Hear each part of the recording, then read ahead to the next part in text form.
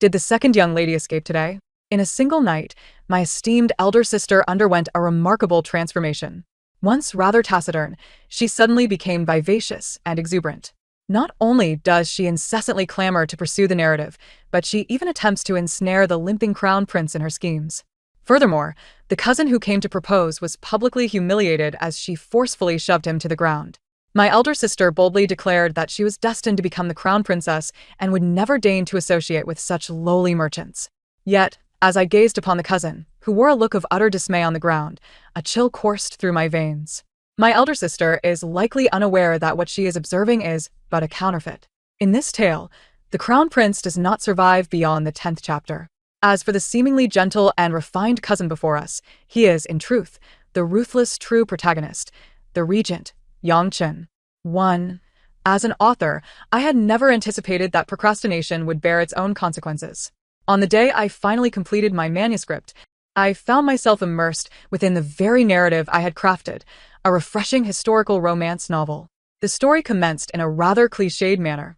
The legitimate daughter of the Shin family was widely regarded as a fool in the capital. Fate intervened when the female antagonist attempted to drown her, resulting in the protagonist's South Soul taking her place, thus embarking on a whirlwind journey of fortune. The protagonist vanquished the nefarious rival and outsmarted the scheming concubine. Unhindered, she utilized her talents to establish a skincare boutique, rapidly gaining renown among the elite circles of the capital. However, when the nation fell into turmoil, she generously used her earnings to support the front lines, inadvertently crossing paths with the regent, leading to a tumultuous, yet romantic partnership. The narrative was indeed exhilarating, visually appealing, albeit somewhat predictable. The twist, however, lay in the fact that I had not assumed the role of the protagonist, but rather that of the malicious antagonist, the illegitimate second sister, Shen Lingshuang. Moreover, I had arrived 5 years prior to the events unfolding. Shen Lingshuang, having lost her concubine mother, suffered neglect from her father and indifference from her mother. Perpetually afflicted by illness, presented herself as a delicate flower, while everyone perceived her as a pitiable innocent, unbeknownst to them. She was the most malevolent character in the entire tale. The protagonist was initially betrothed to the wealthy young master Tan Yunju from Jinzhou, marking her first perfect romantic encounter. Yet, in a bid for her own future wealth and glamour, Shen Lingshuang cunningly manipulated circumstances to claim him for herself, orchestrating a scandalous encounter that led to their consummation. In a desperate attempt to conceal the family's disgrace, the Shen patriarch annulled the protagonist's engagement overnight. Consequently, Shen Lingshuang became the unwed lady of the Tan household. The readers were outraged, bombarding the comment section with vitriol, wishing for the antagonist's demise. Under the mounting pressure, Shen Lingshuang's fate was equally grim. Later, as Tan Yunju returned to Jinzhou with his entourage, they were ambushed by bandits, resulting in Shen Lingshuang being abducted, losing her purity and beauty in the process. Ultimately, through sheer willpower, she managed to escape back to Jinzhou, only to be mistaken for a beggar by the Tan family's servants, resulting in her tragic death on the streets. Reflecting on Shen Lingshuang's fate, I realized that while I had once relished writing it, I now wept for her tragic end. At present, I dared not bully Shin Chunning. In fact, to avoid a dire fate, I refrained from stepping outside, except to pay my respects to the matriarch. However, without my presence, the original narrative still had a scheming concubine waiting for the protagonist. This concubine, named Lu Xiangyun, nearly became a legitimate wife after the protagonist's mother passed away. Additionally, there was a younger illegitimate sister, Shin Menger, who, being quite young, had not caused much trouble in the original story apart from following Shen Lingshuang around to engage in mischief. Now I tread cautiously, not daring to provoke Shin Menger, even warning those who ventured near the lake of its dangers. For 5 years, I had remained hidden, while Shin Chunning continued her naive existence, and Shin Menger enjoyed the privileges of a legitimate daughter thanks to her concubine mother. I distanced myself from everyone, spending my days in solitude within my courtyard, reviving my old craft of writing novels, allowing a maid to discreetly sell them for profit. Fortunately, through my writing endeavors, I had amassed a considerable sum. I resolved to endure this existence, believing that as long as I did not push Shin Chunning into the lake after 5 years, I would survive, and Shin Chunning would remain unchanged. In this arrangement, all parties would emerge unscathed. Yet, if the plot remained unchanged, and she was indeed pushed into the lake, I could still maintain my integrity, aligning myself with the new protagonist and investing in her shop. As long as I clung to the right benefactor, I could thrive. Ultimately, regardless of the path taken, both were exceedingly favorable for me. Little did I know, fate had other plans, presenting an unforeseen third option. 2. Who could have foreseen that? A day after the ceremony marking her coming of age, I would find myself kneeling in the main hall of the Shin residence, adhering to the narrative. Father, you must take my side. I was merely walking along when my second sister pushed me. A drenched Shin Chunning, shedding tears like a weeping willow, had shed her former daft demeanor. I was taken aback. I did not know it wasn't me. Why was I being unjustly accused? The patriarch of the Shin family furrowed his brow. Second daughter, what is the meaning of this? I maintained my composure, observing with measured detachment. Eldest sister, perhaps in your moment of panic, you misinterpreted the situation. I clearly saw you push me, Shin Chunning exclaimed, scrambling to her feet and retrieving a purse embroidered with butterflies from her faded old jacket. This is the purse I took from her. The concubine, upon seeing the purse, gasped in astonishment. I have seen that purse before. To think you would harm your own sister. Old master, it is my failure in discipline that has led to such a disgraceful act in our household. Seize the second young lady and punish her. The concubine's voice rang harshly, while I leaned in to examine the purse, which depicted a beautiful scene of mandarin ducks frolicking among butterflies, a creation far beyond my capabilities. Before I could offer an explanation, a panting little maid burst into the room. She knelt beside Shin Chunning, about to whisper something, but I swiftly seized the purse and tossed it to her. Kai-dai, why did you leave your purse lying around? The maid named Kai-dai was momentarily stunned, accepting the purse with profuse thanks. As she nodded, the concubine's expression darkened. Shin Chunning, equally incredulous, turned to Kai-dai. Is this purse yours? Kai-dai nodded, clutching the purse. Yes, miss. You rushed out as soon as you awakened, and I hadn't had the chance to speak with you. Shin Chunning looked between me and Kai-dai, confusion etched on her face. No, this doesn't make sense. How did the narrative change? I distinctly remember taking Shen Lingshuang's purse. How did it become yours? Their murmurs reached my ears, and I listened intently. Shin Chunning claimed the plot had altered. Had she read it? But the protagonist I had written was merely a modern individual. There was no indication she had perused my work. I raised my gaze to Shin Chunning. Could it be that she was not the original protagonist? Witnessing the misunderstanding, the Shun patriarch waved his sleeve dismissively. Nonsense. Such accusations must be substantiated. You are to be wed soon. Do you wish for the Tan family to learn of your premarital lake incident? You shall have a difficult time of it. Only then did the matriarch slowly open her eyes, casting a glance at the concubine before declaring, seize this girl and prepare her for sale tomorrow. Shin Chunning, however, was not entirely oblivious. She swiftly grasped Kai-dai protectively. Grandmother, it was clearly Shen Lingshuang who pushed me. Why must Kai-dai be punished? My second sister must have secretly swapped the purses before entering the family. My lips twitched. It was remarkable how easily she could turn white to black, eager to propel the plot forward. The concubine, seated nearby, took her tea with an air of calm, suddenly adopting a softer tone. This matter does seem suspicious. Considering the old master's absence, all that was provided to Chunning has been of the utmost quality. It is possible that sisterly jealousy has arisen. Given the chill in the air, it is unlikely that Chunning would have thrown herself into the lake. Chunning, as sisters, let us not dwell too deeply on this. If you are truly aggrieved, I shall punish the second daughter by withholding her monthly allowance. Hearing this, I could no longer maintain my composure. You may strike me, but dare you threaten my source of income? I inhaled deeply, raising my head to face the concubine. Your fairness is commendable. In the absence of my father these past years, Lingshuang has hardly left the matriarch aside. What brings you to the concubine's quarters? Claiming that we have developed a rift? I tugged at Shin Chunning's worn-out coat, which had faded to a ghostly hue. If we are to speak of clothing and sustenance, behold the coat worn by my elder sister, which was left over from the year before by our third sister. Why would I be envious of a tattered coat? Surely, I must be losing my wits. Perhaps it was my long-standing meekness that had prevented me from raising my voice until now. The second concubine was momentarily rendered speechless, her gaze fixating on Shin Chunning's coat, which appeared increasingly familiar. Finally, she pointed at me in exasperation and declared, when elders speak, you ought not to interject. It seems your tongue has a mind of its own. The second concubine, not even the rightful wife yet, dared to put on airs before Lord Shin. I inwardly scoffed at her audacity, feigning a sense of grievance as I nestled beside the old matriarch. You are right, dear aunt. If it is your wish for Ling Shuang to acknowledge this, then she ought not to dispute it. However, yesterday, entrusted by grandmother, Ling Shuang went to the kitchen with Kai Huan to prepare the peach molds for the upcoming celebration, a fact that the kitchen maids can attest to.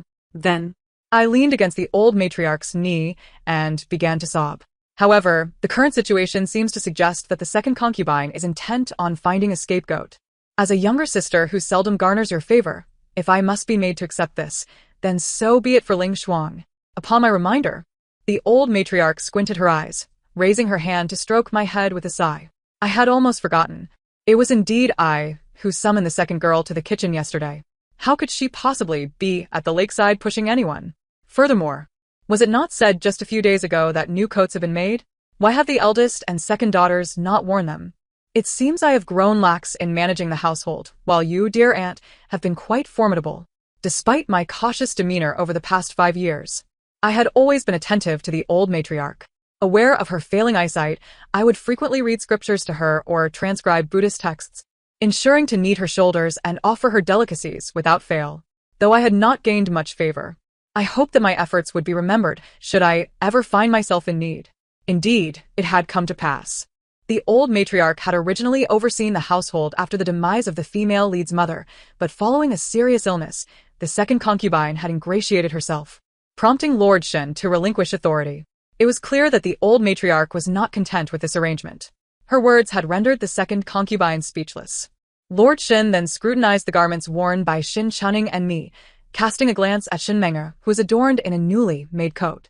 It was evident to him what had transpired. I lowered my voice, feigning tears as I spoke. The second concubine has claimed that both my sister and I are to be married, questioning the need for such expenditures. While my sister and I may endure some grievances, I implore you both, father and grandmother, to guard your health, especially with father needing to present his report tomorrow, should this matter become public. Shin Chunning stared at me in shock, clearly taken aback, while the second concubine grew increasingly agitated. Why are you two, usually so meek, suddenly so bold?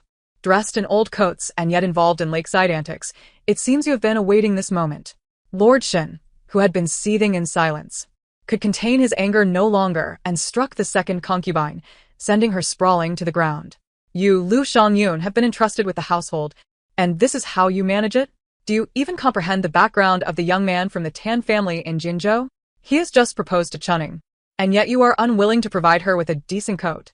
What are your intentions? How will the Tan family view the Shin family after this? A truly venomous woman you are. It seems the household should revert to the matriarch's control to avoid accusations of mistreatment of the legitimate daughter and entrapment of the illegitimate one. The second concubine, realizing the gravity of the situation, immediately rushed forward. My lord, I did not do anything. It was those two. Lord Shin glared at her, delivering another blow that sent her reeling. Speak louder. Let everyone witness our family's disgrace. I am a newly appointed third-ranked official, and before I even make my mark, I am being ridiculed. How could I have been so blind as to keep you in this household? Seeing Lord Shen about to reach for a stick, the second concubine was terrified, covering her face as she knelt and began to kowtow. I hurried to intervene. Father, there are outsiders next door. At this, Lord Shen reined in his fury, casting the stick down upon the second concubine. She nearly fainted, collapsing onto the ground in convulsions, while Shen Menger remained at a distance, not even offering assistance. It seemed both women were perplexed, as this had initially been a dispute between the legitimate and illegitimate daughters, yet it had escalated unexpectedly. However, this was no concern of mine. I kept my head bowed, feeling a sense of relief. It was fortunate that Lord Shen had restrained himself. I must not disrupt the narrative with unforeseen events. After all, while the circumstances had diverged from the original plot, the second concubine's loss of authority over the household remained unchanged. There were no significant alterations, and I had narrowly escaped a disaster. On the way back, I hurried to catch up with Shin Chunning, who was striding ahead. Elder sister, wait. I have something to discuss. Shin Chunning, having met with misfortune, regarded me with a wary expression. What is there for us to discuss? I bowed humbly. Elder sister, regarding your fall into the water yesterday, perhaps you truly did not see clearly or heard some rumors. But I assure you, I was in the kitchen yesterday and never approached the lakeside. Shin Chunning scrutinized my expression. You truly did not do it? That seems unlikely. I recall you were quite taken with the cousin. Upon hearing cousin, I realized she had indeed read my book. I quickly grasped her hand. Elder sister, the cousin's affections lie with you. He has proposed to you. And I have not left the house in 5 years, let alone seen him. So how could I have pushed you into the water? Moreover, you and the cousin are a match made in heaven. I continued to extol her virtues, unaware that Shin Chunning had flung my hand away in disgust. Stop it. I am to become the crown princess. Why would I marry a cousin with no accomplishments? After saying this, she appraised me with a sneer. Shunling Shuang. Spare me your pretense. I know you harbor feelings for the cousin. Since you like him, I shall relinquish him to you. Tomorrow, I will speak to father. After all, whether it is me or you who marries, it matters not to him. I was momentarily taken aback. She intends to marry the crown prince? Wait, did she truly read my book? Surely she didn't stumble upon the paid content and mistakenly believe it was a pirated version. I forced a smile. Elder sister, you jest. Everyone knows that the crown prince has injured his leg while hunting, and concerns about the royal lineage may arise. It is unlikely he will. Before I could finish, a sharp slap resounded against my face, igniting a fiery sting. I looked up in shock. Shin Chunning had struck me. She gazed down at me from her elevated position, her eyes glinting with derision. How dare you, Shinling Shuang, speak so recklessly about royal matters? The current crown prince is handsome and destined to be a wise ruler. You, merely a supporting character destined to perish by the 10th chapter, dare to lecture me? Her words nearly made me laugh in disbelief. No way, did she really read a pirated version? However, in order to fully immerse myself in the role, I still covered my face, feigning tears. What is it? Does the eldest sister seem to possess foreknowledge of future events? Shun Chunning scoffed, crossing her arms. In any case, you won't survive for long. It matters not if I tell you. The imperial decree for your betrothal will arrive shortly, rendering your engagement to that cousin of yours completely void. I advise you to keep a low profile these days, as long as you refrain from self-sabotage. I might allow you to linger for a few more chapters. With that, Shun Chunning swept away, leaving me stunned in place. After a considerable time, I bowed my head, unable to suppress a smile that crept onto my lips. How delightful. Instead of the clever heroine I anticipated, I was met with a foolish imitation. The prince in my narrative, having been left lame, was notoriously capricious and violent. Although he later married a princess, it was a forced union. The princess, wearied by the prince's brutality, lived in perpetual sorrow, and ultimately, 6 months later, the prince met an untimely demise, compelling her to follow him into the grave. In those days, the entire capital band entertainment, and the first tea house I intended to open was thwarted. I would awaken from dreams cursing the prince's ancestors. And now this Shin Chunning dares to proclaim her intent to marry the prince? Truly splendid. I let out a cold laugh and rose from the ground. Just as I lifted my gaze, I caught sight of a flash of white fabric around the corner. I quickly composed myself, covering my face and pretending to sob as I hurried back to my courtyard. My maid, Saihuan, upon seeing my swollen face, cried out in distress. It is one thing for the second aunt to treat you harshly, but how could the master allow you to suffer such indignity upon his return? I was still preoccupied with thoughts of Shin Chunning and the prince, waving my hand dismissively.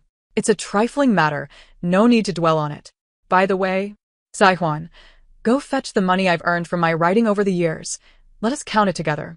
Seeing my calm demeanor, which was hardly indicative of someone wronged, she obediently nodded and went to retrieve the money box. This was a tradition we had established. Every evening, once the sun set, we would light a lamp and settle at the table to count our coins. Miss, why do you insist on counting daily?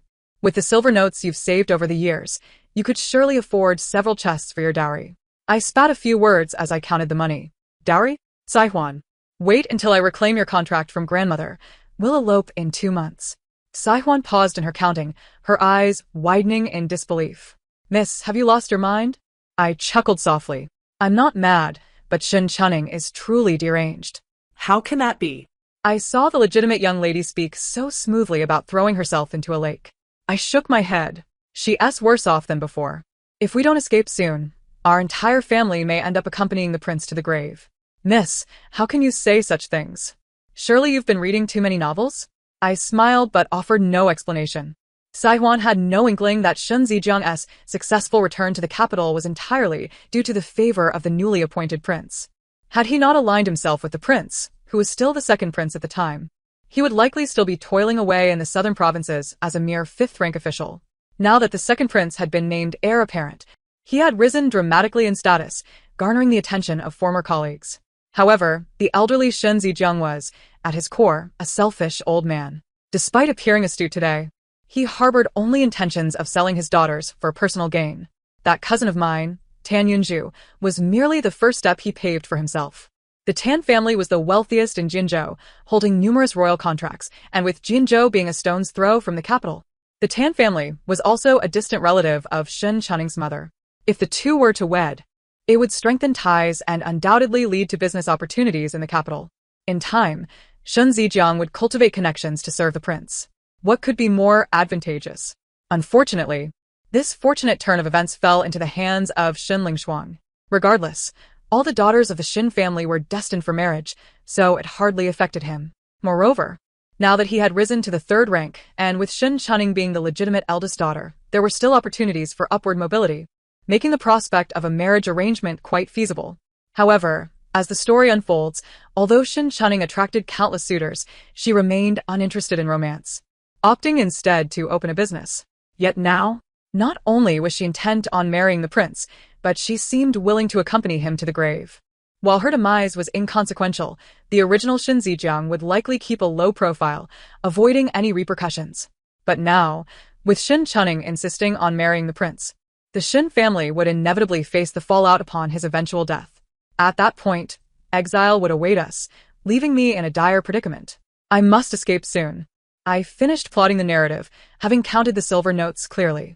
430 taels, far from the 1,000 taels I needed. I closed the lid and tucked the key into my bosom. Saihuan, remember this. When you see Shen Chunning, turn and flee without uttering a word. And keep your distance from that colorful butterfly. Saihuan looked puzzled. Why, miss? I undid my hair and turned towards my bed. Is it not obvious? It is to avoid misfortune. I had initially thought that if Shen Chunning remained the same heroine, I would use my accumulated savings to befriend her and invest in her skincare shop. Once that business deal was secured, I would be well set for life, regardless of the outcome. But who could have anticipated that after waiting 5 years, I would end up with such a situation? At this juncture, I could not let my money sit idle. I would have to forge my own path. However, my funds paled in comparison to the initial capital the heroine once had, so I resumed my relentless writing. A few evenings later, while the household was busy serving dinner to the main hall and various courtyards, I instructed Saihuan to slip out of the Shin residence through the back door with my newly penned manuscript to sell, while also purchasing some ink. Fortunately, my writing skills had not diminished over the years, and by adapting popular modern themes to the current society, my work sold like hotcakes. The servants relished rebirth, dominating the world. Scholars favored re-entering the officialdom, rising step by step. Young ladies enjoyed rebirth, the head of the household, while merchants were captivated by starting from scratch, wealthy beyond compare. Having grasped the market, my books flew off the shelves. Even the bookstore owner would provide me with advance payments, delivering the excess sales to me monthly. To maximize profits, I even turned my gaze towards the vegetable-selling matrons, penning another spring at the village head. My quill moved with fervor, and once the paper was filled, I turned to fetch more. Yet, in an inattentive moment, crash. The inkstone fell to the ground, shattering into countless pieces. Staring at the fragmented inkstone, I was momentarily stunned. Nowadays, a single inkstone is not inexpensive. Remembering that the storeroom should still have some, I hurriedly slipped out of the courtyard while there was still daylight. In the original story, Shen Chunning's first funds came from secretly retrieving her mother's dowry from the storeroom. Now that she was busy encountering the prince outside the residence, she had no time for such antics. Drawing on my knowledge from the original narrative, I stealthily approached the broken window in the storeroom. Seeing that the window was indeed damaged brought me joy, and I swiftly climbed through. Gazing at the mountains of gold, silver, and jewels piled in countless boxes within the storeroom, I hesitated, struggling to restrain my hands. A mere inkstone is manageable, but should anything else be lost, it would likely incite a thorough search of the household. During the time of the second aunt, oversight was lax, but now, under the watchful gaze of the matriarch, one must tread carefully. I inhaled deeply and plunged into the storeroom, commencing my search. After much rummaging, I finally unearthed a rather exquisite inkstone. I carefully wrapped it in a cloth and swiftly made my way out through the window. Fearing an encounter with anyone, I dashed back, but as fate would have it, I collided headlong with a man just as I exited the small archway. With a resounding crack, the precious inkstone slipped from my grasp and shattered upon the ground. Staring at the remnants of my inkstone, my eyes widened in disbelief. Oh, my inkstone! Such a fine piece would surely fetch 100 taels of silver at the very least. A gentle voice broke through my dismay. I beg your pardon, Mississippi. Are you injured? With my inkstone in ruins, did I appear unscathed? My temper flared as I lifted my gaze to confront the man before me, clad in white garments, exuding an aura of elegance and tranquility. My anger faltered, replaced by astonishment. Since when did the Shun residence house such a figure? The man glanced at the shattered inkstone, his expression tinged with regret. Pray tell, how much does this inkstone cost? I shall compensate you. A sense of foreboding washed over me. Before he could finish speaking, I turned on my heel and fled. Hey, where are you going? His voice called after me, but I quickened my pace, propelled by a surge of panic.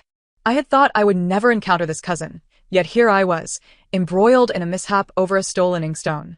This was the inner courtyard. If anyone saw me, Shin Chunying would surely revel in the opportunity to make a spectacle of it. Her mind was now wholly occupied with the prospect of becoming a consort. Eager for any chance to secure her position, I refused to fall into that trap. Upon returning to the courtyard, I clutched my chest, panting. I rarely exercised, and running had left me drenched in sweat. I reached for my handkerchief, only to find my pockets empty. I stood frozen in place, realizing I had run too swiftly, leaving behind the cloth that wrapped the inkstone. If that cousin were to find it, how could I possibly explain myself?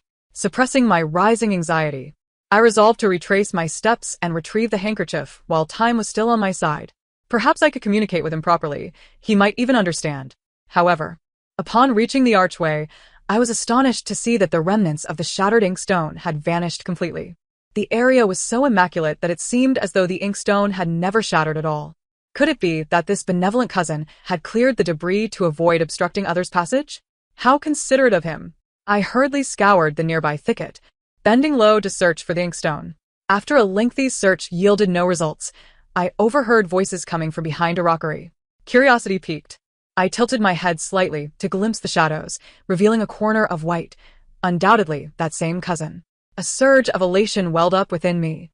Just as I prepared to step forward, a flash of silver caught my eye.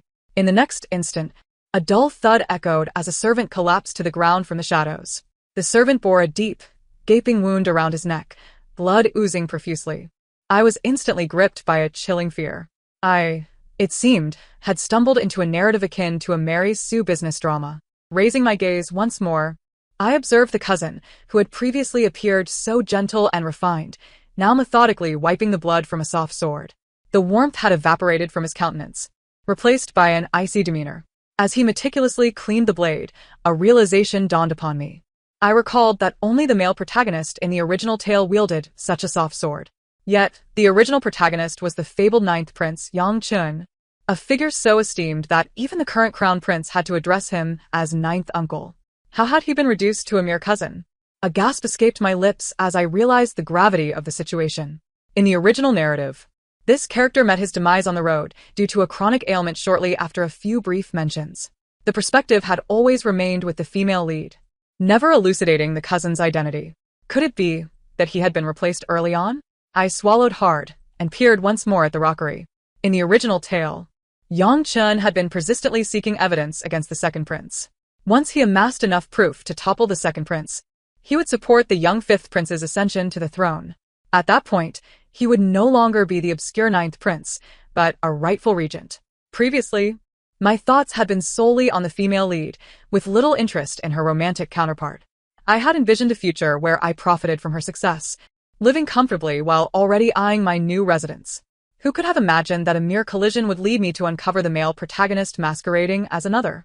At this moment, Yang Chun was likely utilizing the guise of the Tan family cousin to investigate the clandestine dealings between Shin Zijiang and the crown prince.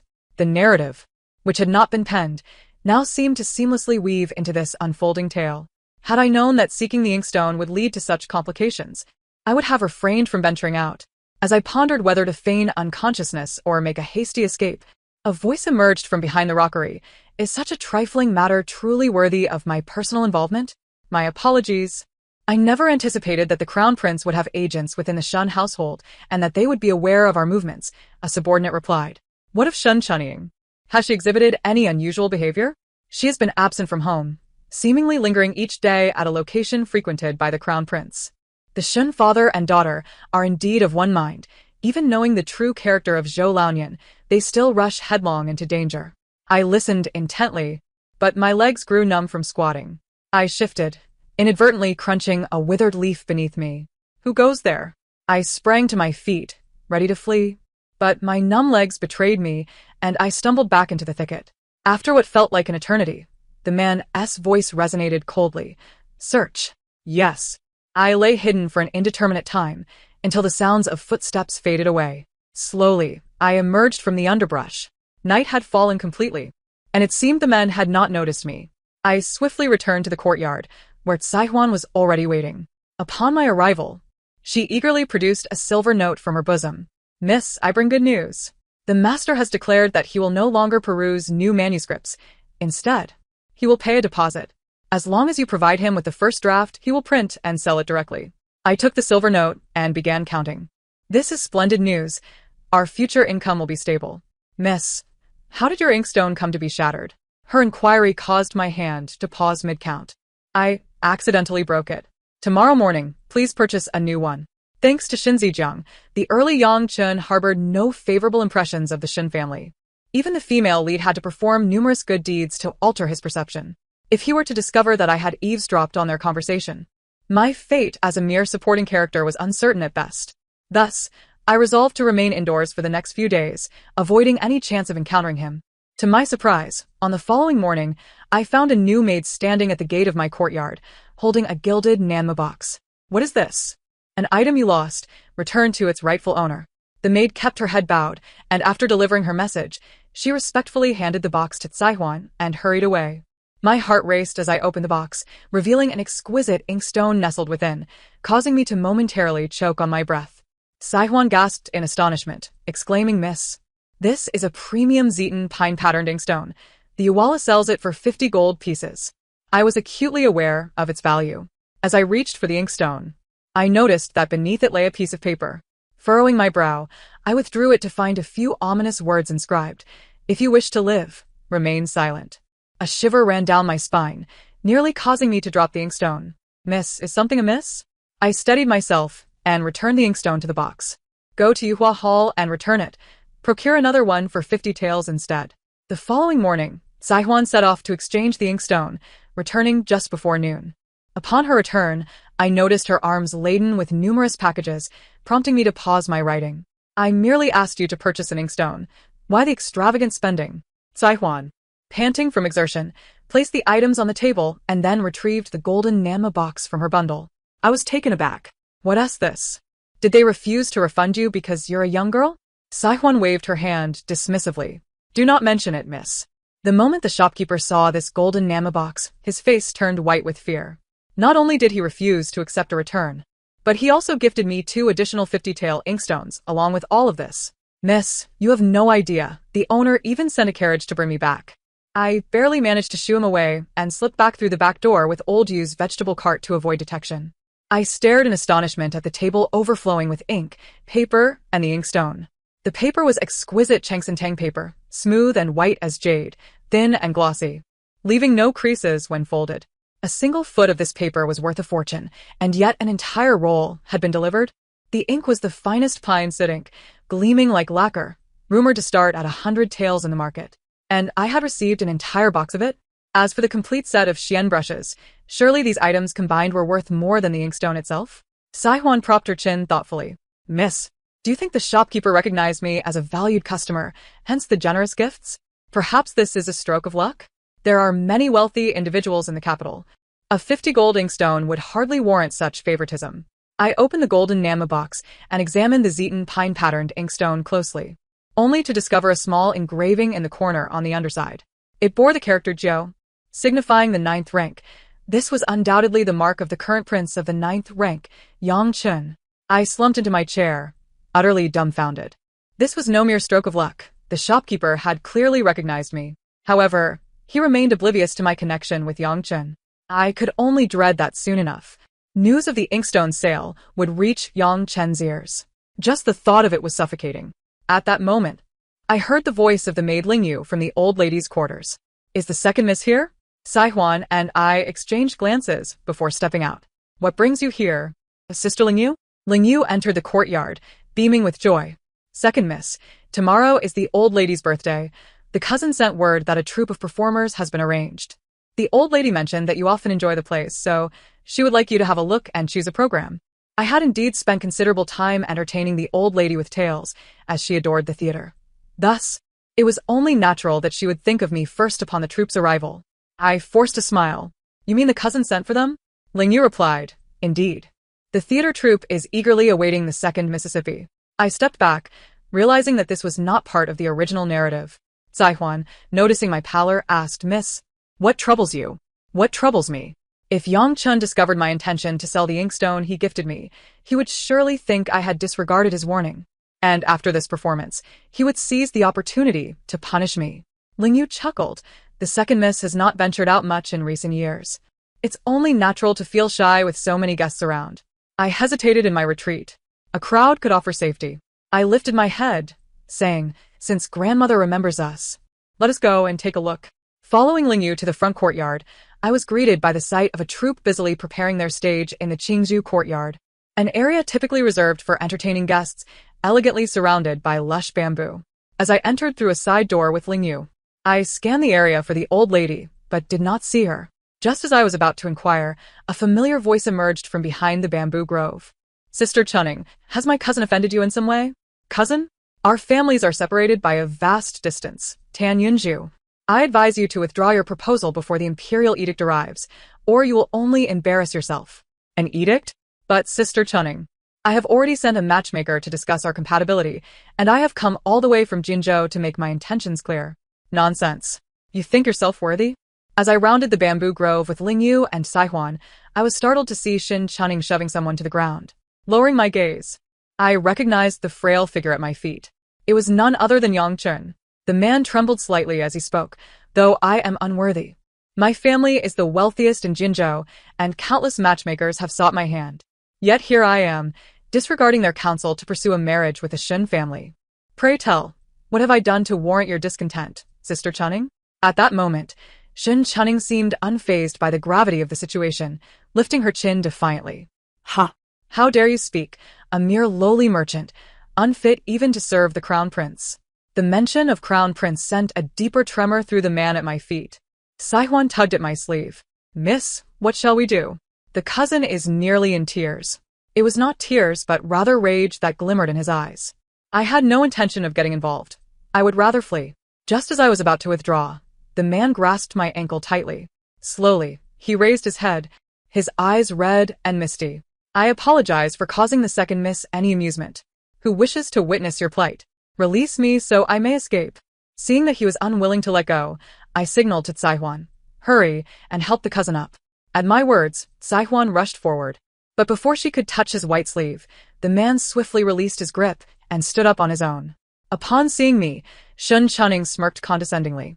How fortuitous that you arrived, second sister. Your beloved cousin is here. Why not express your thoughts plainly, so I may be rid of this troublesome attachment? I was taken aback. What nonsense was she spouting? Her words, however, drew the man's gaze toward me. Under the scrutiny of his inquisitive and bewildered eyes, I steeled myself and replied, Sister is jesting. Grandmother sent Ling Yu to fetch me to select a script for the performance. I did not anticipate encountering my elder sister and cousin conversing. Please continue. I shall not intrude. Just as I finished speaking, Ling Yu unexpectedly chimed in. Since both young ladies happen to be present, why not select a play together? The old lady has only requested one performance, and there are still 2 remaining. However, Xin Chunning shot a glance at the sky. What play? I am quite busy. You supporting characters can amuse yourselves. Kaidai, prepare the carriage. Judging by the sun, we should still catch the Crown Prince at Tandy Tower for some music. As Xin Chunning prepared to leave, I immediately grabbed Saihuan and turned, but had scarcely taken 2 steps when I was called back. Second sister, please wait. I shuddered but dared not turn around. Is there something you need, cousin? The man behind me paused for a moment, then spoke softly. Aren't you here to select a play? By coincidence, this troop is one I brought from Jinzhou. Why don't I take you to meet the troop leader?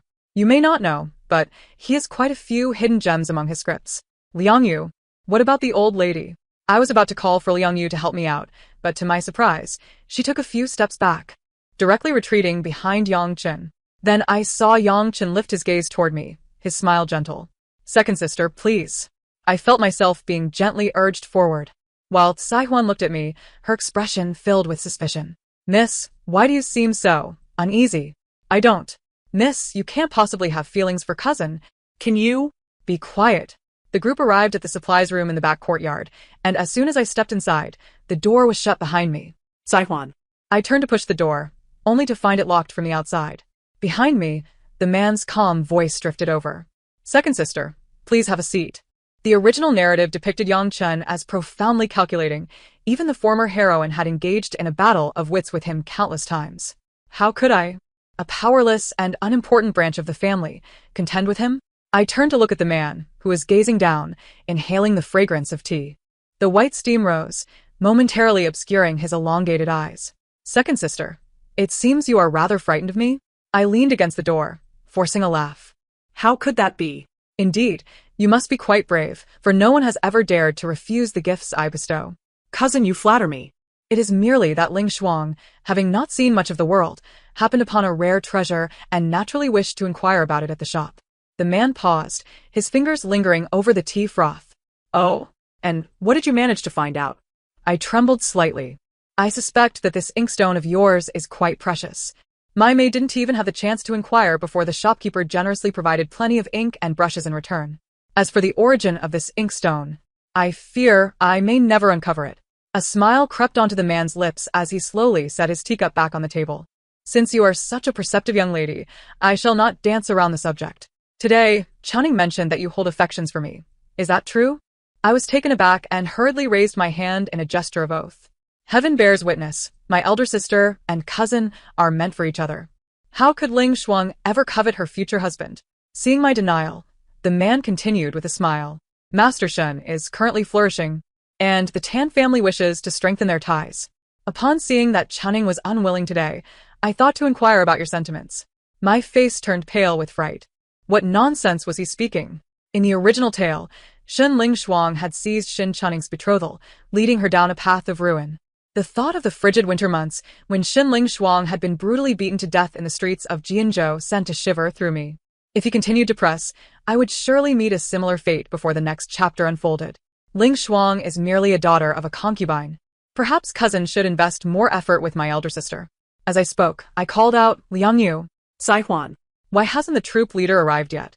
Fortunately, this place was not too secluded. If I shouted loudly enough, not only Liang Yu and Saihuan but even the guards at the entrance would hear me. Yet.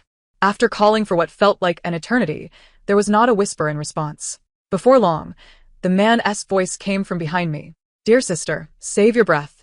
This troop consists of over 30 people, and they have secured the courtyard. No matter how loudly you call, I fear no one will respond.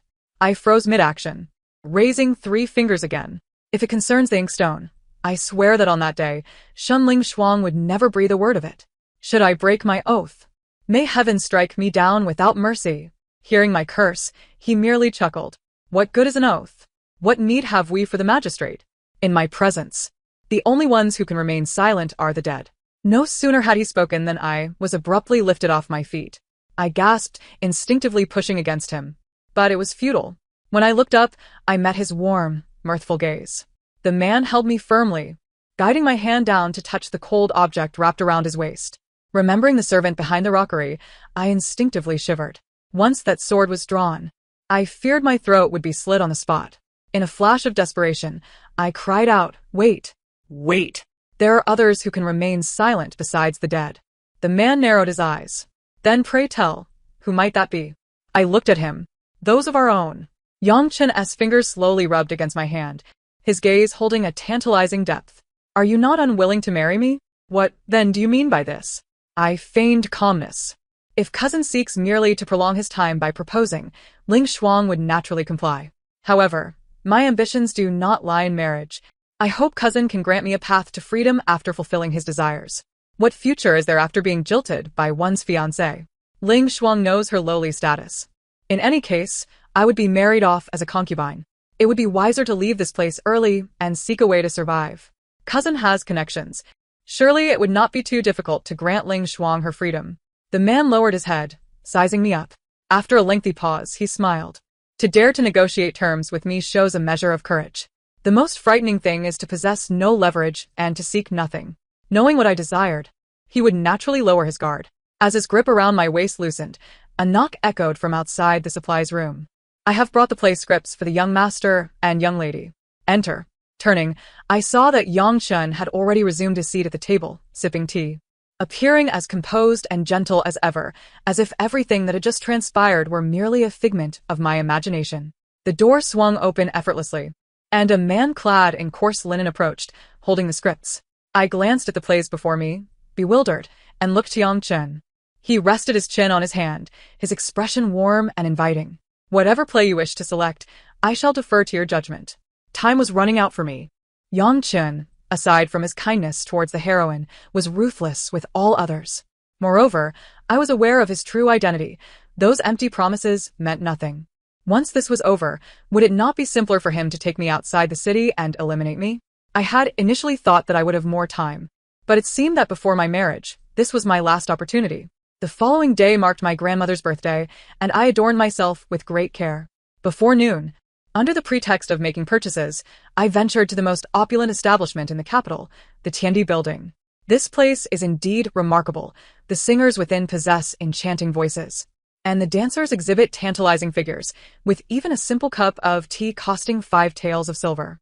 Dressed in a delicate apricot yellow gauze gown, my every gesture drew numerous gazes from the surrounding patrons. After a considerable time, Kai Huan finally rushed upstairs, clutching a box. Miss, the money has been deposited in the bank as you instructed. Here is the receipt. Did you inspect the shop? I inquired. I did. There's only this small establishment in the south of the city. The business appears decent, so I instructed a beggar on the street to keep watch. Once they close, he will report back to us. However, miss, they've been making pastries for many years. Will they really shut down?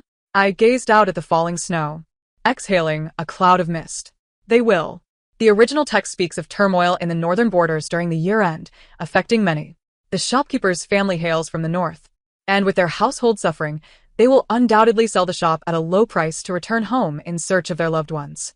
The female protagonist of the original story seized this opportunity to acquire the shop at a bargain. Now, with Shin Chunning no longer a viable option, my only path to survival lies in following the same route she once took, which may grant me a chance to escape this dire situation. Kai Huan looked at me, concern etched on her face.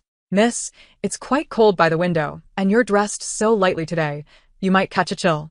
I shook my head, adjusting my hairpin. Is it beautiful? Kai Huan nodded. It is lovely, though perhaps a bit chilly. Pleased, I nodded in acknowledgement.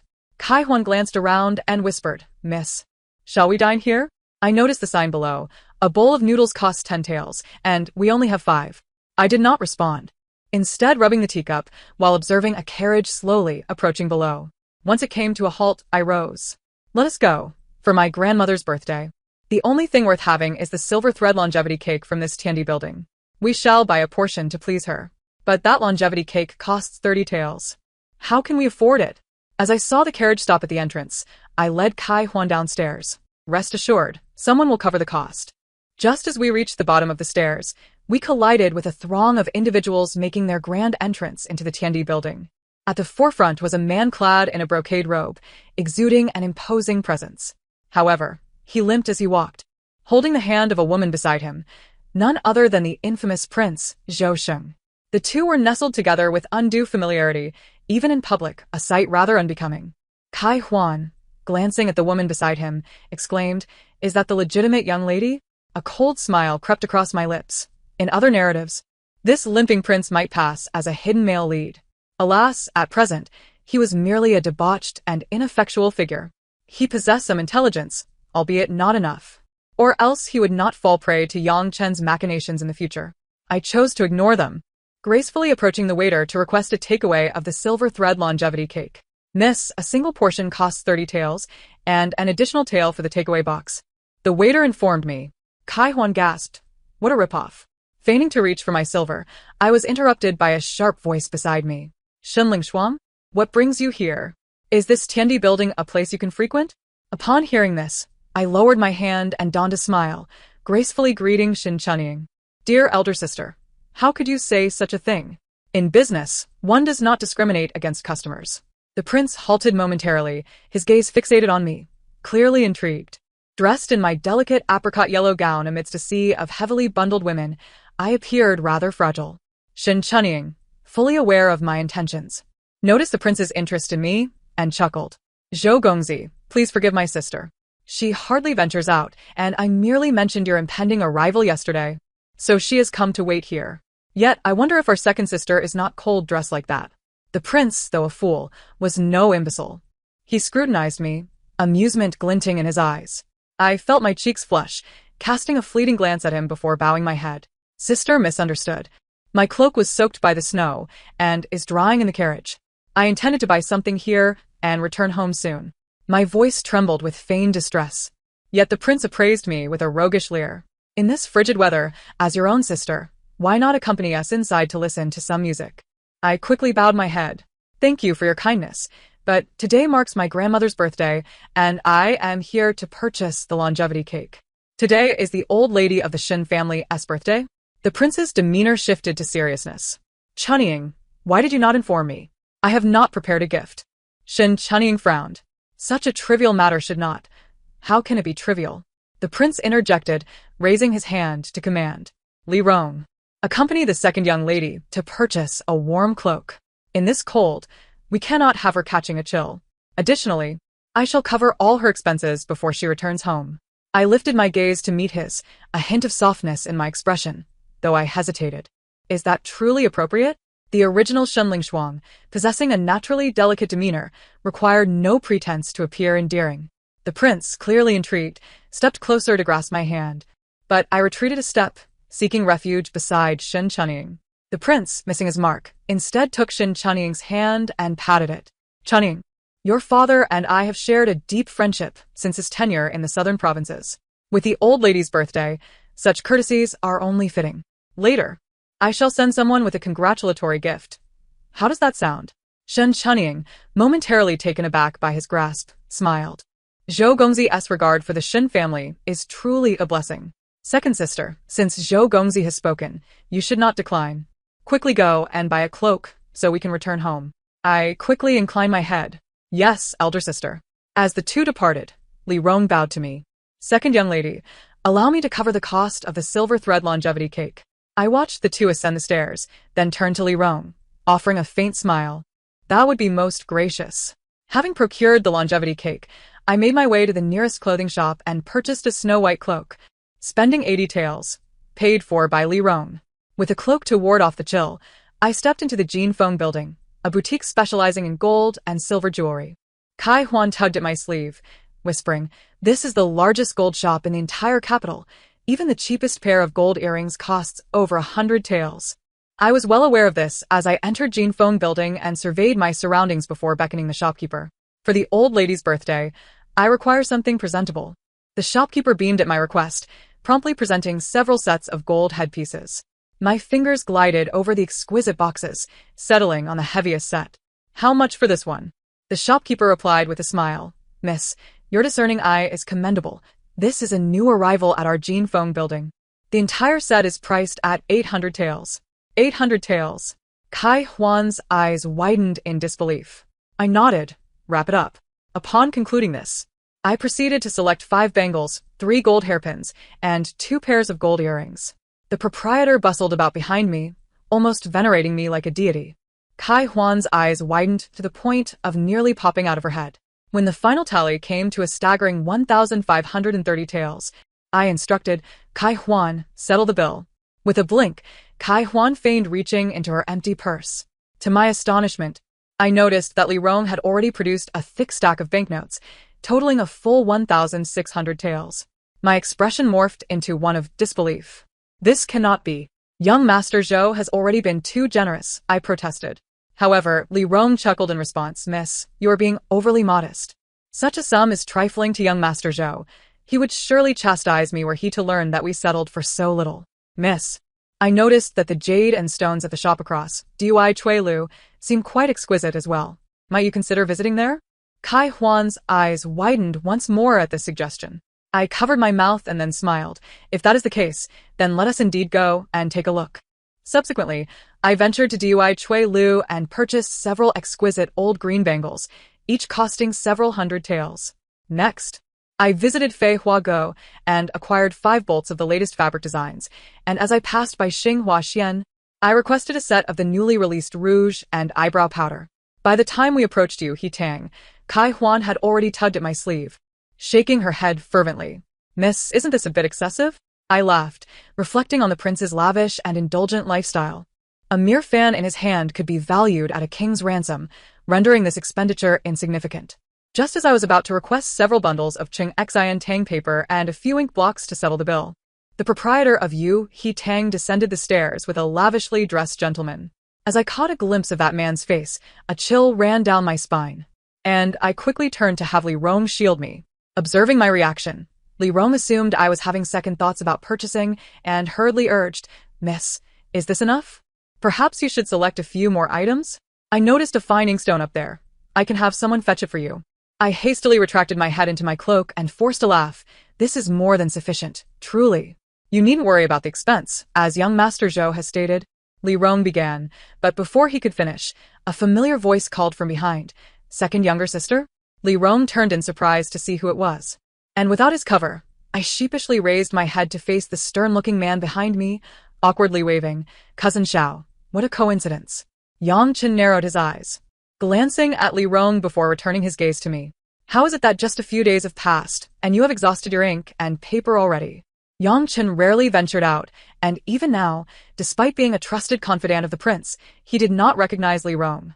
Li Rong paused momentarily, and I quickly interjected, "This gentleman is my distant relative, young Master Tan from the Tan family." Upon realizing he was a cousin, Li Rong promptly offered a respectful bow before discreetly moving to settle the bill. The proprietor, recognizing Kai Huan, glanced at Yang Chen's expression and then slapped his thigh, hastening to catch up with Li Rong.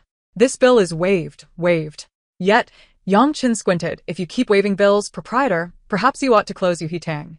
The proprietor was momentarily taken aback. Li Rong, unaware of the underlying tension, nodded. "Indeed, you should charge as usual." He then retrieved a handful of banknotes from his pocket. Yang Chen shot him a glance before turning his attention back to me, a gentle smile gracing his features. "Has my second sister found herself a benefactor?" I quickly shook my head. "Cousin Xiao, you jest. This gentleman is merely a servant of my father's friend in court. Hearing that my grandmother is celebrating her birthday, he came to procure some items."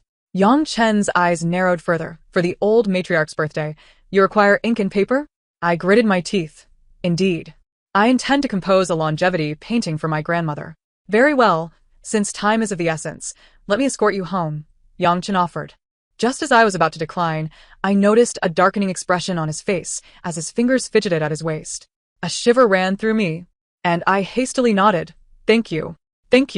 Li Rong assisted me in loading my purchases onto the carriage, and then turned to hand me a jade token. "Miss, you may use this jade token to visit young Master Zhou at the manor in the future." Under the icy gaze behind me, I wiped the cold sweat from my brow and accepted it with a forced smile. After bidding farewell to Li Rong, I was ushered into Yang Chen's carriage.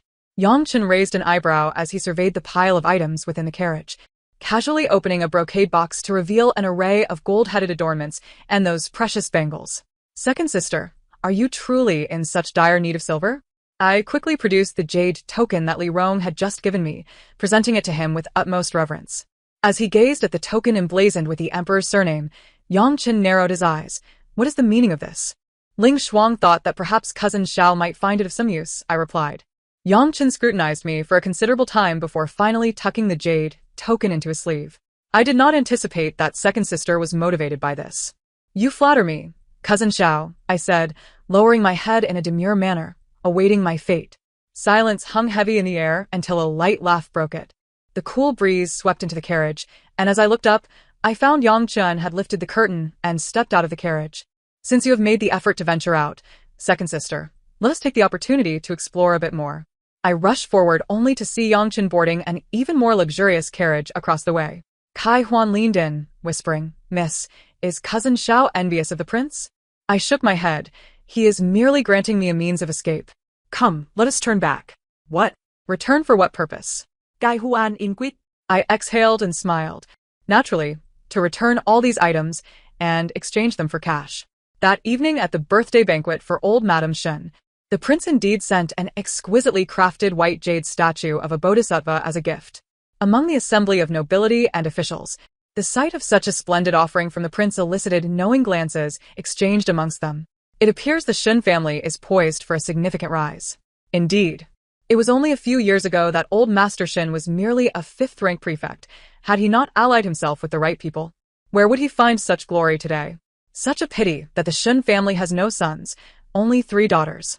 These whispered remarks scarcely reached the main table, where old Madame Shen beamed at the jade statue before her.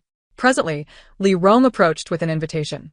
At the end of the month, His Highness the Prince will host a red plum banquet at the manor, inviting all the young nobles of the capital to enjoy the plum blossoms and compose poetry together. The invitations were meant to be distributed tomorrow, but in light of the old madam's birthday, I have brought them today. The entire household was well aware of Xin Chuning's daily outings, and upon the arrival of a special messenger with the invitation, Xin Chuning naturally lifted her chin with pride. After Li Rong finished speaking, old Madame Shen's expression grew slightly solemn as she instinctively glanced at the several young ladies at her secondary table, although she still smiled amiably. "Thank you for your consideration, Your Highness." Shun Zijian eyed Yang Chen's demeanor, noticing he was quietly drinking, his gaze downcast, lost in thought, his expression somewhat complex. I had no time to concern myself with the various ulterior motives of those at their table. Instead, I focused on devouring the braised pork and large hocks that I seldom had the opportunity to enjoy. As I ate, my heart simmered with discontent. What nonsense was this red plum banquet? To put it bluntly, it was merely a selection of brides. I had no intention of attending. As the banquet concluded, Yang Chan was indeed summoned by Shun Zijian to the study. Shun Chunqing was entirely preoccupied with the banquet at the end of the month, showing no regard for her father, her nose held high, dismissing everyone as she turned and returned to her courtyard. Only Xin Meng wore a hesitant expression, stepping forward to grasp my arm. "Second sister, if His Highness the Crown Prince truly has someone in his heart, why would he invite us both along?" Could it be? I looked at Xin Menger, her eyes sparkling with youthful dreams, and sighed. A mere 12-year-old, already contemplating marriage, seemed rather premature. I offered a faint smile. "Sister, you have yet to reach the age of coming of age. Do not worry yourself unduly." After bidding farewell to the gathering, I picked up the food box I had prepared earlier and swiftly returned to my room with Kai Huan, locking the door securely behind us. I placed the food box on the table as Kai Huan brought out a box of money. Squatting beside the table, Kai Huan nibbled on the braised pork and large pig's knuckle she had pilfered, while I began counting the coins. The items I had acquired from the Crown Prince earlier in the day, aside from the ink and paper from Yuhua Hall, had all been returned. The merchants, initially reluctant to refund, dared not protest once they saw us in the Crown Prince's company, and the returns were made with great alacrity. Now, The two of us gazed at a box overflowing with silver notes, our eyes gleaming with excitement. Kai Huan, her mouth glistening with grease, remarked, "Miss, could it be that you spent the entire day merely taking advantage of His Highness?" I spat out a retort and counted the money rapidly. What else? The Shun residence holds no wealth. I must seize the opportunity where it is plentiful. I see the legitimate miss has a close relationship with the Crown Prince. Won't you be discovered? You just said they are close. Should my elder sister truly possess the ability to secure a marriage decree from the Crown Prince, I would be his sister-in-law. what is this littlesome matter? Kai Huan paused. I fear the Crown Prince may harbor ill intentions. Today, miss, you dressed rather provocatively. What if? I waved my hand dismissively. Fear not. Should the sky fall, my elder sister will shield us. If worse comes to worst, we still have that cousin young master to rely on. Kai Huan nearly choked, hastily patting her chest, her eyes wide with alarm. Miss, I sense something amiss today. It seems the cousin young master is particularly attentive to you. Could it be? Do not indulge in fanciful thoughts. But miss, the cousin young master does seem to regard you differently. The Tan family in Jianzhou is exceedingly wealthy. If you intend to seize the opportunity, why not from him? I twitched my mouth. Do not even consider it. The Crown Prince's resources are ripe for the taking. The cousin young master, however, is not. Even a rabbit does not consume its own burrow's grass. Should anything go awry, the consequences would be convoluted. The The crown prince's fate is fleeting. I will take what I can. As a mere supporting character, I should not entangle myself too deeply with the primary protagonists. Once involved, consequences arise. And with consequences comes involvement in the main storyline. Supporting characters in such tales seldom meet with good endings. Kai Huan, seemingly grasping my words, finally placed the used dishes into the food box, wiped her hands, and joined me in counting the silver notes. Ultimately, we counted 2 stacks piled together. And Kai Huan exhaled, stuffing them all into the money box. All counted, Mississippi together with the previous savings, we now possess 4,500 taels of silver. Miss. With such wealth, are you truly considering establishing your own household? This has never happened before. It cannot be that simple. In the original narrative, Shen Lingshuang was a villainess. Yet this girl is undeniably kind. When Shen Lingshuang married, it was she who took an arrow meant for Shen Lingshuang, dying on the way. I held Kai Huan's hand firmly. No path is easy. What matters most is one's own choice. Kai Huan, remember, if one wishes to live well, silver is the foundation. I do not promise you great success, but I can ensure you will have a shop of your own, where you can indulge in meat daily without having to worry about whose face to please. Kai Huan stared in disbelief. I can have a shop and eat meat every day? I nodded solemnly. Indeed, eat as much as you desire. Not just the famed flaky pastries of the capital until you are sick.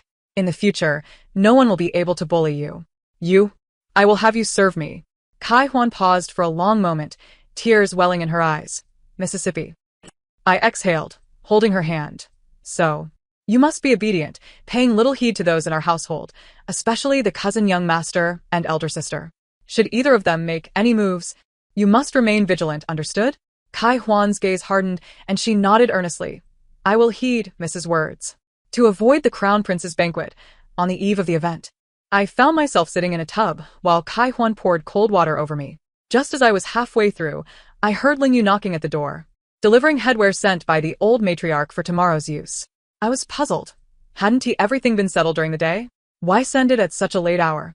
Kai Huan stepped out to bring the items in, and upon opening the wooden box, we discovered a simple wooden hairpin carved with plum branches and a pair of exquisite white jade earrings. Beneath the hairpin lay a set of pale white, elegant garments accompanied by a white snow mink fur scarf. This scarf looked strikingly familiar. I had glimpsed it in a shop while purchasing a cloak a few days prior. The pristine snow mink fur was priced at 80 gold taels each. Could the old matriarch truly have sent this? Realization dawned upon me as I picked up the snow mink fur. Something was hidden beneath it. I pulled it out to find a note inscribed with, "Attend the banquet on time tomorrow." Indeed, it was the handiwork of someone with ulterior motives.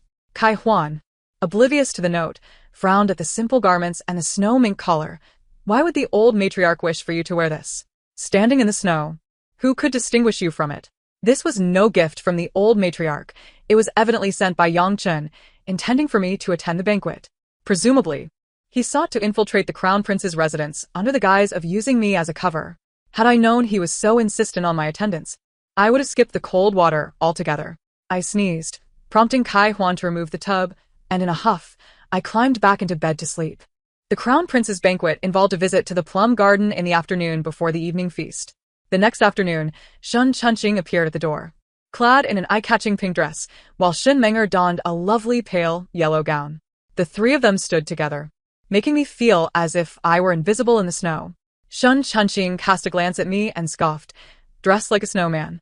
Do you not fear freezing His Highness's eyes? I took a deep breath, my cheeks flushed.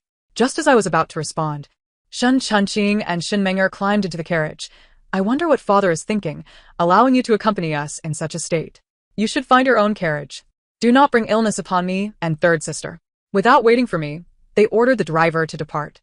Watching them leave, I turned helplessly to find Kai Huan to call for a carriage, only to see a low-key, yet luxurious carriage stop before me. The heavy brocade curtain lifted, revealing an outstretched hand. Time is of the essence, second sister. Allow me to escort you. Glaring at that hand, I cursed my misfortune but begrudgingly bit my lip and climbed aboard the carriage. Inside, the opulence was undeniable. The man held a warming stove, gazing at me with a gentle smile. Why is second sister's face so flushed? I shot him a glare. It's cold. He lifted his hand, placing the warming stove into my grasp. Warm your hands. We cannot have you freezing. I kicked the heater in annoyance and turned my head away, refusing to look at him. With a slight tilt, I leaned against the window, closing my eyes to rest. The moment I shut my eyes, a surge of heat ignited within me, making my breaths feel significantly heavier. By the time we arrived at the prince's residence, I was nearly delirious. "Miss, we have arrived," came the voice. As the curtain was lifted, a wave of cold air rushed in. Clutching the heater, I instinctively rose and attempted to exit the carriage. But my sudden movement caused me to become unsteady, nearly toppling over. Just in the nick of time, someone caught me by the waist and lifted me back into the carriage. Shaking my dizzy head, I looked up at the man above me. "Why are you doing this, cousin?" I asked. My forehead felt suddenly icy, and Yang Chen furrowed his brow. "What has caused such a sudden fever?" "It is of no concern. Cousin should focus on his own matters," I replied, pushing him aside as I exited the carriage. Though my legs felt weak, the brisk wind revived me somewhat. Kai Huan gazed at me with deep concern. "Miss, can you manage?" My tongue burned with heat, so I took a deep breath of the cold air and stepped toward the prince's residence. "I am fine. Let us proceed." The entrance to the prince's residence was strictly monitored, yet with my jade token, Yang Chen swaggered in behind me without anyone daring to stop us. The courtyard had long been cleared of snow, and amidst the vibrant young scions of noble families, I yearned to find a quiet corner to rest. I turned to Yang Chen and said, "Cousin, please feel free." Having spoken, I entered the main hall, taking a few steps before glancing back, only to find him already vanished from sight. A group of people were drinking and warming themselves in the plum garden, and I settled on a distant stone, closing my eyes to recuperate. Before long, a sudden cheer erupted, prompting me to open my eyes. I saw Shin Chunning at the center, surrounded by admirers. "What is happening?" I inquired softly. Kai Huan replied, "The eldest daughter of the Ningyuan Marquis has posed a question about the snow plum, and the legitimate daughter has composed a poem on the spot. Truly impressive." I never realized she possessed such literary talent. I scoffed quietly. Indeed, she did not. Ignoring her display, I continued to rest, but before I could drift off again, my name was called.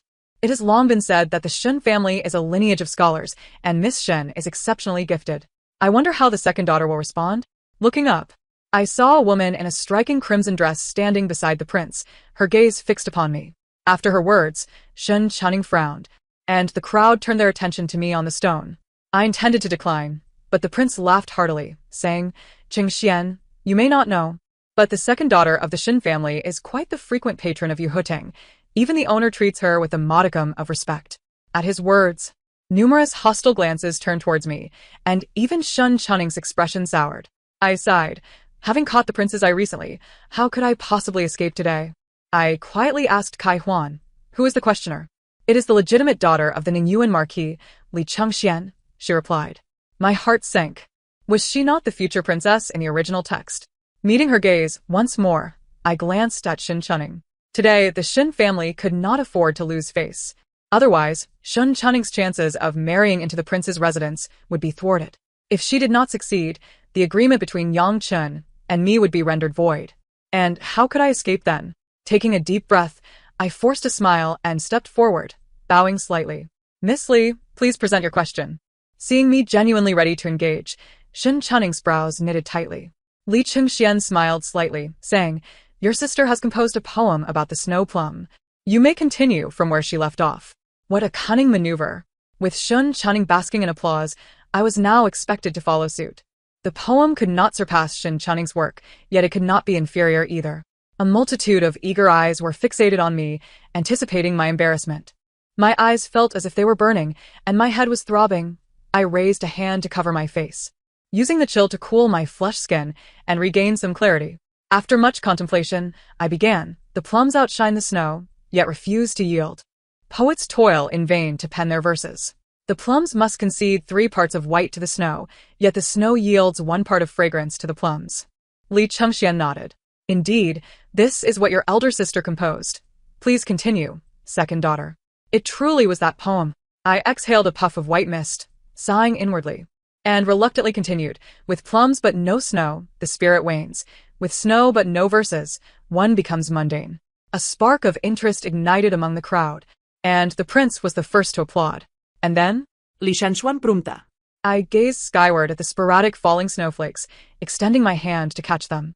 As dusk falls, The poem takes shape amidst the snow, creating a perfect spring alongside the plums. Once I finished, Shin Chunning stood frozen, and the crowd fell silent. After a long moment, Shin Chunning took an almost imperceptible step back, disbelief etched on her face. How do you know this poem? The prince dismissed her with a wave, calling out praises thrice. With his cheer, the crowd followed suit. How could it not be good? It was not even my own writing. Whispers circulated among the onlookers. The Shin family truly deserves their reputation as a scholarly lineage. These sisters are remarkable. Indeed, I initially thought the legitimate daughter was more talented. Yet this illegitimate daughter is not to be underestimated. Shin Chunning's gaze toward me grew increasingly frigid, while Li Qingxian regarded me thoughtfully. My forehead burned intensely, and I could no longer endure it. I leaned toward the prince. Your Highness, forgive me. Perhaps the cold air has affected me, and I am unwell. I would not want to dampen everyone's spirits. Seeing my condition, the prince limped over to examine me, noting my unsteady frame and frowning. Someone fetch some ginger soup from the kitchen. You lot, do not leave my residence in such poor health. At his command, the crowd stifled their laughter. Kai Huan was reluctantly escorted away to the kitchen. With her absence, I sensed impending trouble. We were in the prince's residence, and why was he dismissing the servants? Sure enough, the moment Kai Huan left, the prince moved closer to me. This poor girl, what'll happen if you freeze? Someone, quickly take Miss Shin to the side hall to warm up. The side hall. I instinctively clutched Shin Chunning's sleeve, hiding behind her. Elder sister. Shin Chunning shot me a glance before letting out a cold snort. At least you are perceptive. She shielded me with her presence and bowed to the prince.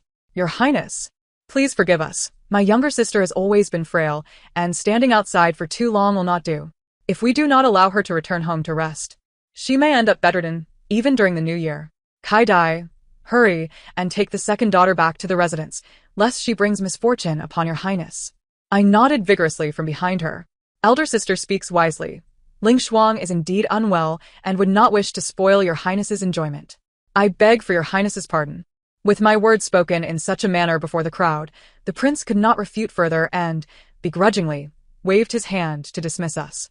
Shin Chunning cast a swift glance at Kai Dai, who, upon noticing, hurriedly stepped forward to assist me as we turned to leave. The two of us made our way to a secluded area of the garden, but my legs felt unsteady, and I could hardly walk. I leaned against a nearby rockery and raised my hand to gesture. You should return. The main gate is not far from here. I can wait for the carriage by myself. When you see Kai Huan, tell her to come to the gate to find me. Kai Dai glanced at the distant gate, and then back at me. But Mississippi. Older sister must not be left alone. This is the prince's residence. Just now, the crown prince dismissed all the servants. If she is ensnared because of this, our trip would be in vain. You must hurry back. Kai Dai's heart raced in alarm as she quickly bowed her head in thanks, then turned and dashed back. I stared dizzily at the distant gate, and as I attempted to continue walking, my legs buckled, and I was about to fall to the ground. To my surprise, the anticipated pain did not come. When I opened my eyes, I found myself cradled in someone's arms. Yang Chun appeared out of nowhere, squinting at me with a playful smile.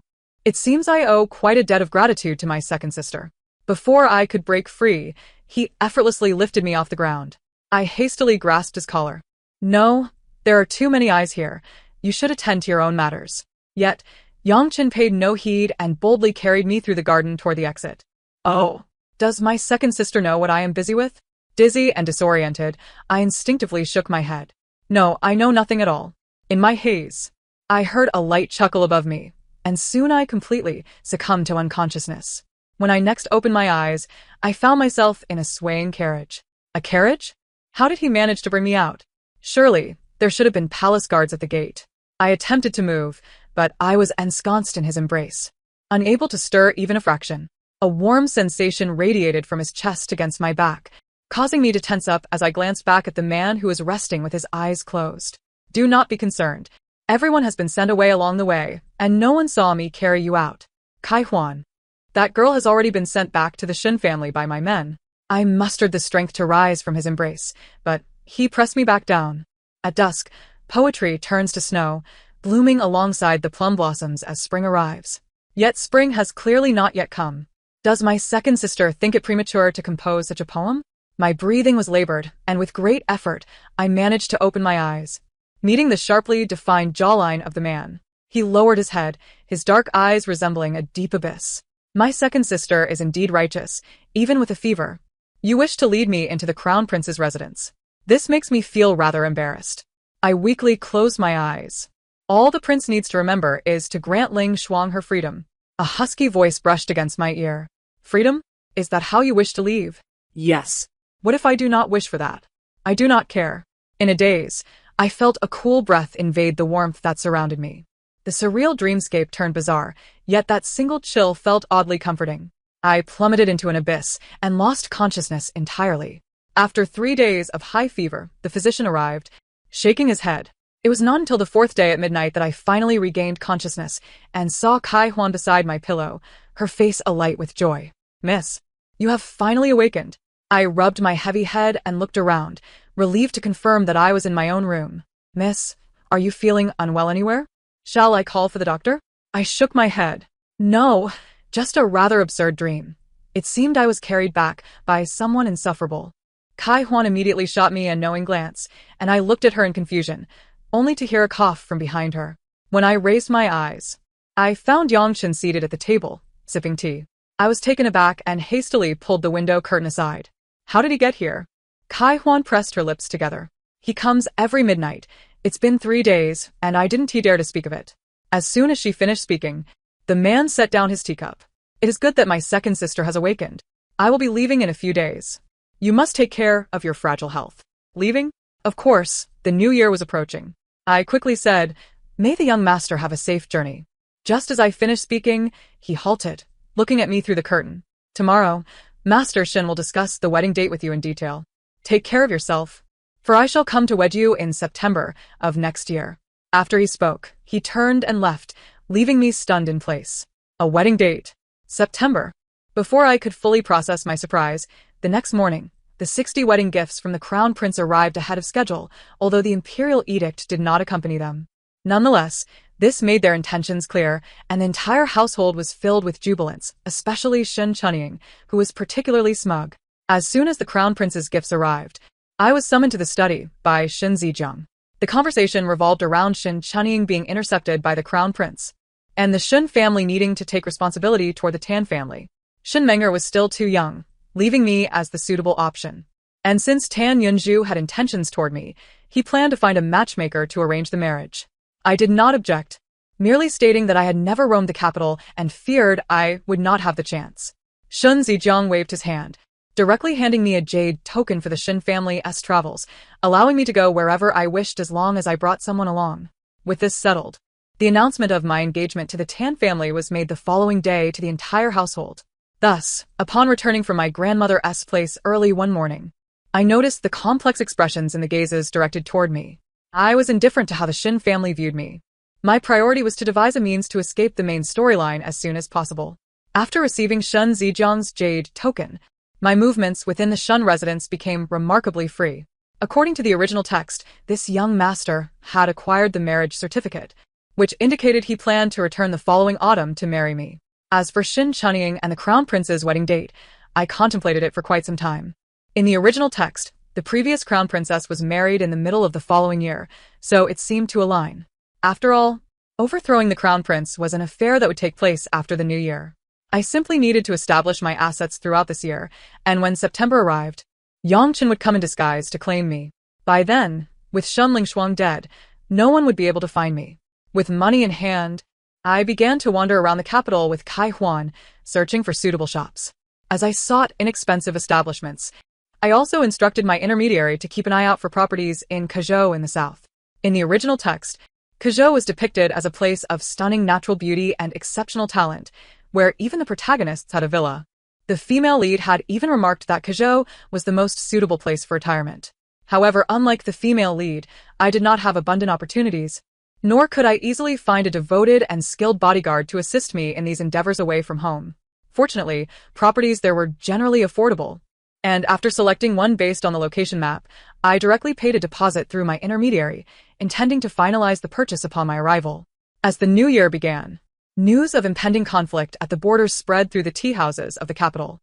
Shun Zijiang and the Crown Prince immediately became busy, to the point that even Shun Chunying could not find the Crown Prince. Shin Zijiang left early and returned late, making him scarce. Yang Chun had departed early, saying he had returned to Jinzhou, and there had been no further news, presumably returning to his residence to continue his plotting. With their busyness, I found myself at an advantageous position. I procured the shop I had previously favored at a bargain price, ensuring that neither my assistant nor the business was interrupted.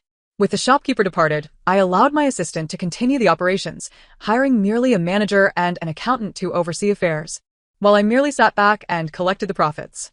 With my first shop secured, the opportunities for further low-priced acquisitions began to multiply. In contrast to the original female protagonist, who possessed only 1,000 taels, I had 4,500. Seizing the moment as the crown prince still lived, I decided to venture into the skincare business, naming my establishment Jade Fat Spring. While the original protagonist enjoyed a plethora of romantic prospects and a flourishing business, my situation as a mere supporting character, devoid of suitors and connections, made it exceedingly difficult to establish a reputation. After some contemplation, I recalled Shin Chunning. In recent months, I had discerned that her narrative was likely a romantic palace intrigue, which diverged significantly from my business endeavors. Given that her life in the crown prince's residence would soon become arduous, I thought it prudent to utilize her talents for my own benefit. I dispatched someone disguised as a merchant from the Tan family to deliver some new products to the women of the Shin family. Naturally, Shin Chunning was the first to seize the opportunity. Upon seeing these modern skincare products, she paused, asking, "You mean these are all sent by the Tan family?" I nodded affirmatively. "Eldest sister, often mingling with the daughters of noble families, you must have encountered such items before."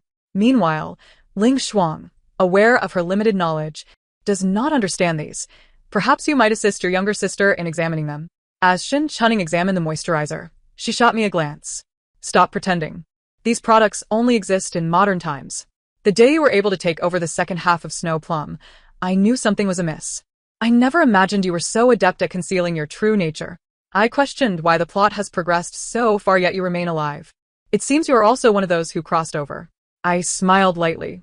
Since I had dared to recite poetry in the crown prince's residence, I was unperturbed by her realization. Lowering my gaze, I replied, "There is no benefit in further discussion. You remain the main character, dear sister, while Ling Shuang is merely unwilling to become cannon fodder. Now, as I assist you in entering the crown prince's residence, you may help my business prosper in return. Should the Tan family's enterprise flourish, you shall also gain an ally." Shin Chunning narrowed her eyes. "Is this your plan all along?" I picked up one of the bottles of lotion. Though the Tan family is of lesser standing, they are still imperial merchants, and these products are of exceptional quality meant for internal supply. If you find them appealing, why not take a few to curry favor with someone? Ling Shuang may not know much, but she understands the darkness of the palace. Having more allies will not harm you. Shin Chunning raised an eyebrow. "You certainly know how to play your cards right."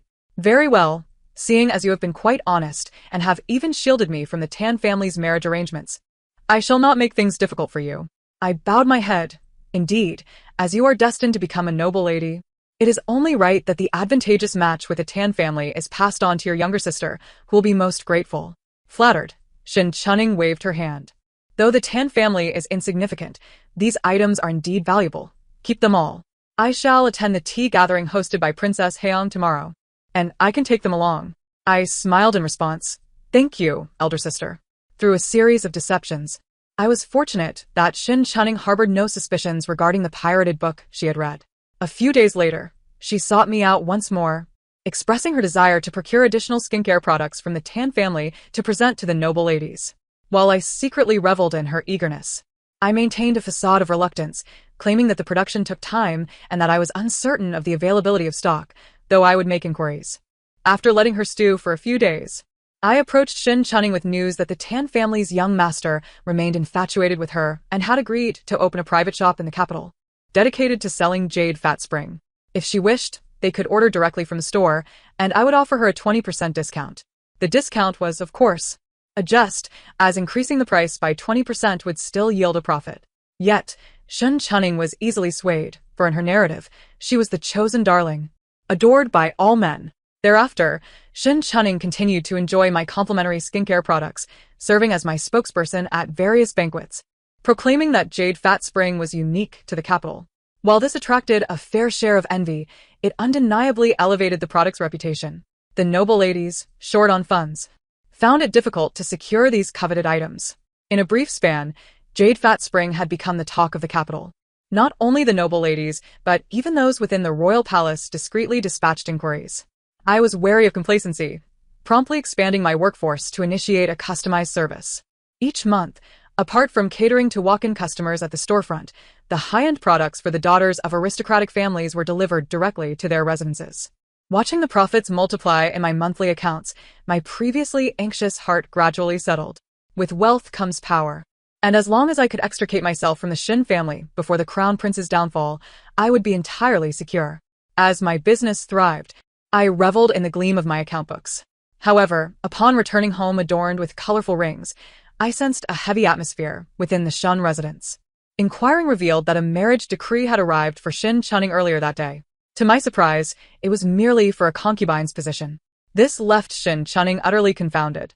With no choice but to accept the decree, Shin Chunning, once the visitors departed, erupted in a fit of rage within her chamber, disregarding attempts to restrain her as she attempted to confront the Crown Prince's residence for an explanation. Ultimately, it was Shun Jijian's cold demeanor that silenced her with a slap. What nonsense is this? The Crown Princess is the legitimate daughter of the Ningyuan Marquis, a request made by the Crown Prince himself to the Emperor long ago. Shun Chunning gazed at Shin Jijian in disbelief. Father, you knew all along? And what of it? For the past few months, I have allowed you to act recklessly, hoping you would at least secure a position as a concubine. Now that the decree is issued, what discontent do you have? Regardless, you are to become a legitimate lady of the inner palace. If you conduct yourself properly, you might even secure the title of noble consort. Aren't you being ungrateful? Tears welled in Shin Chunning's eyes as she stared wide-eyed. But I am meant to be the Crown Princess. Father, I am destined to be a paragon of virtue. Seeing her still lost in delusion, Shun Jijian glared at her. The Ningyuan Marquis is a first-ranking noble, commanding an army of 300,000. The Emperor bestowed this marriage to keep him in check. How could the imperial throne be granted to an insignificant family of civil officials? Use your brain. Upon hearing this, Shin Chunning staggered back, collapsing onto the ground in despair. She looked vacantly at Shin Jijian, then around at the others, her gaze finally landing on me, her expression turning venomous. It's you, isn't it? I knew it. For so long, the plot has grown increasingly strange. You should have perished by now. How can you still be alive? Where did this Ningyuan Marquis come from? He never existed in the original story. The Crown Prince should love only me. He knows I fell into the lake. He would have filled the lake for me. He knows you pushed me. He would have thrown you into the lake to fill it as well. He knows I am talented. He would have drunk and sung with me before our wedding. His leg ailment is merely an act. It shouldn't be like this. Witnessing her in such a state, Shin Jijian frowned. What are you rambling about? What does this have to do with your younger sister? I suppressed a cold laugh, lowering my gaze. Elder sister seems to be in distress. Father, you should quickly summon a physician to examine her. In the pirated book read by Shin Chunning, the characters and plot had been altered and expanded upon from the foundation of my narrative, creating a pure palace intrigue romance. In that stolen work, the prince was depicted as adorably foolish, and the palace intrigue was naively simplistic. Indeed, the cannon fodder was cast into the lake to be buried. However, that was piracy. In the original text, the Crown Prince cannot survive past next year. Shin Chunning sensed the deviation in the plot and, in a frenzy, sought me out for assistance. How could I possibly aid her? She still harbored hopes that her Crown Prince would cast me into the lake to eliminate me. Shin Jijian, fearing her outbursts, confined her to her chamber and appointed guards to watch over her day and night, forbidding her from stepping outside until her marriage into the Crown Prince's residence. Shin Chunning banged on the door, her curses audible even from outside the courtyard. Shunling Shuang, you wretched creature. It must be your doing. Let me tell you, I am the protagonist. You are but a supporting character, and you cannot rival me. The Crown Princess shall be mine. Only mine. Shen Jiqian frowned. Were it not for your younger sister marrying the young master of the Tan family in your stead, you wouldn't even have crossed the threshold of the Crown Prince's residence. Given how often you throw yourself at the Crown Prince, you might settle for being a side consort. But what more do you desire? Father, it's all a conspiracy. Shunling Shuang's scheme. I was meant to be the Crown Princess. She framed me. She harmed me. Everyone listened, perplexed, and Shun Jiqian, exasperated, waved his sleeve. You all keep a close watch on the legitimate young lady. Without my command, she is not to step outside. I merely dug at my ear and left the courtyard with an air of indifference. Before I could return to my own quarters, Kai Huan rushed back through the back door, and I was taken aback. They found her so quickly? Kai Huan nodded. I send people daily to deliver jade fat spring to her doorstep. Her family matron is quite fond of it, and thus helped me with my request. Saying this, Kai Huan produced a box from her bosom. These 2 jade tokens belong to women missing this year. Since their deaths were not reported, they can still be used. However, I was told to act as soon as possible. For next year, the Ministry of Revenue will conduct a unified investigation into the missing populace, and by then it may be difficult to manage. I picked up the jade token and smiled slightly. Very well, we still have time. As the plot reached this critical juncture, Shin Chunying was reluctantly forced to marry into the Crown Prince's residence as a side consort. Yet less than a month after her marriage, the Crown Prince hosted a grand banquet to wed the daughter of the Ningyuan Marquis, Li Qingxian. After all, it was a coerced union. The lavish bridal procession for Shin Chunying was incomparable to that of Li Qingxian, which was a spectacle of opulence. Were it not for the prior knowledge that the Crown Prince would not survive past next year, one might mistakenly believe that Li Qingxian was the true heroine, given the grandeur of the occasion. The gossip surrounding the Crown Prince became mere entertainment over tea, and with Shin Chunying leaving the Shin family, I was no longer under threat from her. Thus, I promptly accelerated my financial dealings. With my management, the establishment Yuzukin gained increasing prominence, even attracting the attention of the royal merchants. I had never visited the storefront nor revealed myself, so they could not locate me and thus sent the notice directly to the shop. While I was reviewing the recent accounts to calculate profits, Kai Huan handed me the notice. If we can collaborate with the royal merchants, future tax burdens will be alleviated. It is truly a pity that we must withdraw now. After finalizing the last entry, I set down my pen and picked up the notice. Greed can lead to one's downfall. Since the royal merchants wish to negotiate a partnership, we might as well hand over the entire shop to them. Do you mean to sell all the shops to the royals? Given that our business is flourishing, I believe we can negotiate a favorable price. Staying in the capital even a day longer is fraught with danger, now that the royal merchants have taken notice of us.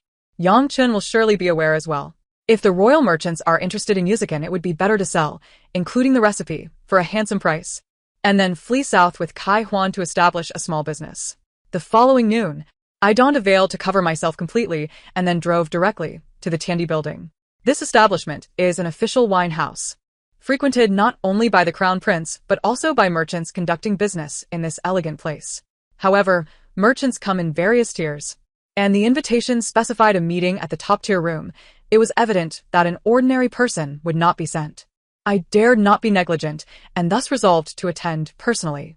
However, as soon as I set foot in the top-tier room, I froze in place. Raising my gaze, I beheld a man seated within, clad in a regal purple robe adorned with dragon motifs, his black hair styled high beneath a golden-laid crown, exuding an aura of unparalleled nobility and presence. What was he doing here? Perhaps I lingered too long in shock, for he slowly lifted his eyes. In just a few months, my second sister has truly impressed me. I turned to flee, but then reconsidered. If I did not sell to the royals, who else would dare take over? Realizing this was for the sake of selling the shop, I steeled myself and entered the private room. As Yang Chen raised his hand, 2 black-clad guards swiftly departed. Yang Chen sipped his tea in silence, while I lowered my head, my toes digging into the ground. After a while, the teacup in front of me was set down. I underestimated you, second sister. I was startled and hastily knelt before him. My humble self trembles. What is there to panic about? Seat. Only then did I slowly move to the chair, and Yang Chen began to rub the ring on his finger, gazing out at the distant azure lake. In just half a year, the trinkets circulating among the noble women of the capital have flourished in your hands. How did I not notice that you, a girl from a secluded family, are quite the business prodigy? In the original narrative, the regent had been privately investigating the Crown Prince's dealings to uncover evidence of treason, inadvertently stumbling upon matters related to the protagonist, resulting in a tangled web of intrigue and deceit between the two. However, now that the flames of conflict had reached me, I found myself in a predicament. I knew the protagonist's script, but the supporting character's journey had never extended this far. What if I inadvertently spoke a wrong word and incurred his wrath? Would that not hasten my demise? Each encounter with Yang Chen sent shivers down my spine. After a long pause, I forced a dry laugh. Your Highness is too kind. Eventually, Yang Chen spoke. Come closer. Yes. I repositioned myself forward. Closer. Trembling, I shifted again. Perhaps he was growing impatient as he reached out and grasped my collar, pulling me directly in front of him. Second sister, sit. I dared not refuse. Biting my lip and settling on his lap, pressed against the cold, soft sword at his waist. If I am not mistaken, the gifts the crown prince sent you that day were all returned to recoup expenses, were they not? The proximity of his breath was intoxicating, and I could even catch a faint scent of tea wafting through the veil. My body stiffened, akin to a lifeless hamster. Your Highness truly possesses remarkable insight. The man chuckled softly at my flattery. I am merely curious. How many times has that sum of money multiplied in your hands now? I quickly slid off his lap and knelt on the ground. Your Highness, please see clearly. I only wish to secure a means of survival. Who could have anticipated that in recent months the shop would inexplicably thrive? I fear I lack the capacity to manage such a large business. Thus I have come to discuss the transfer of ownership. You wish to sell the shop? Indeed. Yang Chun bent down, reaching through the veil to lift the thin gauze. Pausing momentarily, as I pinched my thigh, my eyes turned red with emotion. This humble girl does not comprehend why the prince would advocate for the young master of the Tan family. All I know is that if I cannot marry, my father will surely treat me as mere merchandise to be sold again. Thus I must devise a means of escape. I implore the prince to show mercy and accept my shop. Yang Chen narrowed his eyes. You seek my compassion, yet expect me to purchase your shop? My gaze was earnest as I bowed my head in reverence. If the prince could take over the shop entirely, I would certainly repay this kindness in the future. How much do you wish to sell it for? Upon hearing this, my countenance brightened, and I lifted my head. The other shops can be sold for money, but only Yu Ji Chun is a unique treasure. The goods are all essential consumables, crafted from exclusive recipes that cannot be found elsewhere in the world. The monthly profit from the shop hovers around 1,000 taels, and should the business wish to expand into chains across various locations, the revenue would multiply. I require not much, a flat price of 500,000 taels of silver for the shop, including the others. Yang Chun toyed with the ring on his finger, a smile gracing his lips. Oh. After listening to your boast, you expect me to part with 500,000 taels? Do you take me for a fool, dear sister? I bowed once more. Your Highness, please see clearly. If Yu Ji Chun were not profitable, you would not have come to meet me under the guise of a merchant. Currently, the demand for Yu Ji Chun's products far exceeds the supply, with a single bottle in the capital already fetching 3 times its original price. Forgive my frankness, but given the turmoil in the northern frontier, if the royal merchant could transport this item abroad, it would surely alleviate the urgent financial strain on the treasury. As I finished speaking, the air became eerily silent. Yang Chun propped his chin on his hand, scrutinizing me, causing a chill to run down my spine. After a lengthy pause, he finally remarked, "Bring forth the contract."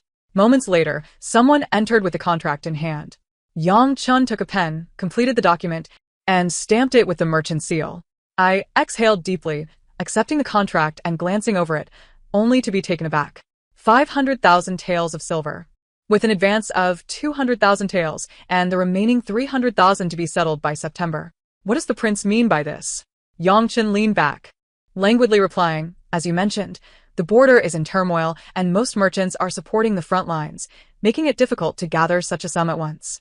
However, rest assured, by the golden autumn of September, when you ride to the Tan family in a bridal sedan chair, the final payment will be delivered in full.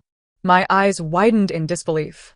Noticing my apparent dissatisfaction, he continued, or do you believe that any other merchant could muster the 500,000 taels to acquire your shop and its recipes? I gritted my teeth. I would not dare. Yang Chen smiled slightly, then waved his hand grandly, rising to leave. Fear not, dear sister. As long as you fulfill your obligations, you shall receive every single tael. The advance will be delivered shortly. Watching him depart, I stood still, my heart heavy with contemplation. It became evident that during my wedding journey in September, Yang Chun would undoubtedly make his move. Initially described as bandits blocking the road, it now seemed far more intricate. Was he planning to sacrifice me to avoid the remaining 300,000 taels? Before long, the merchant's representatives arrived with the 200,000 taels in banknotes. A thick stack of notes, which I counted alongside Kai Huan, revealed that beneath the wooden box lay a land deed. Upon unfolding it, I was astonished to find it was for the residence in Kaizhou, for which I had only paid a deposit. A chill ran down my spine as I glanced toward the door. 1 month later, I sat in a carriage laden with luggage, lifting the curtain to gaze upon the approaching convoy of horse-drawn carriages. Initially, I had intended to blend in with Kai Huan and the merchant caravan, But the ongoing conflict in the northern frontier had led to stricter inspections in the capital. Fortunately, Li Chengxian was departing the city to offer prayers, and her lead prompted all noble young ladies with familial ties to government to join her, providing me with an opportunity. Watching Li Chengxian in her solitary carriage, I was reminded of Shen Chunning. Since marrying into the crown prince's residence, Shen Chunning had not returned home, even once. I had sensed something amiss, and had someone deliver goods under the guise of Yu Zhichun, only to discover Shen Chunning was merely amplifying her own drama. Unsettled in the crown prince's residence, she seemed to believe she could alter her fate, simultaneously pleading for eternal love from the crown prince while scheming against the concubines. Even Li Chengxian was not spared. Their rivalry had escalated to the point of reaching the crown prince, Zhou Sheng's ears. For half a year, the conflict in the northern frontier had remained unresolved. Zhou Sheng, having proposed sending a princess to seal an alliance, found himself besieged by detractors in the court, inciting the emperor's wrath, who hurled the memorial at Zhou Sheng's face, advising him to tread carefully. Zhou Sheng, already burdened with frustrations, now faced rumors of instability in the succession, directing his anger toward the inner courtyard. Given Zhou Sheng's notoriously violent temperament, no one escaped unscathed. Li Chengxian, with the backing of the marquis's residence, suffered minimal consequences, while Shen Chunning became the scapegoat. Ultimately, she was not only confined but also subjected to a dozen lashes, reportedly requiring months to recover. Now, with Li Qingshuan's public appearance as the crown princess consort to pray for the border, Shen Chunning was not even permitted to accompany her. With enmity toward Li Chengxian and disdain from Zhou Sheng, she was likely to be confined indefinitely. As the convoy exited the city gates, I lowered the curtain and instructed the driver to follow. The group journeyed westward, but I directed the driver to veer off the official road and head north instead. Yang Chun was aware of my residence in Kazhou. The land deed served as a warning. It signified that no matter where I fled, he could locate me. Yet, what if I escaped to the northern frontier? With the chaos there, surely his reach could not extend that far. However, just after the main force exited the official road, a multitude of figures clad in black emerged from the woods, brandishing knives as they charged forward. Assassins! Assassins! Protect the crown princess! Chaos erupted all around. As I prepared to lift the curtain for a better view, I witnessed the driver before me have his throat slit. Seeing Li Qingshuan's carriage heavily guarded by palace soldiers, while others were being seized, I leapt from my carriage, drawing a hairpin to stab the horse. With a pained whinny, the horse bolted, and I tightened the reins, steering the carriage away.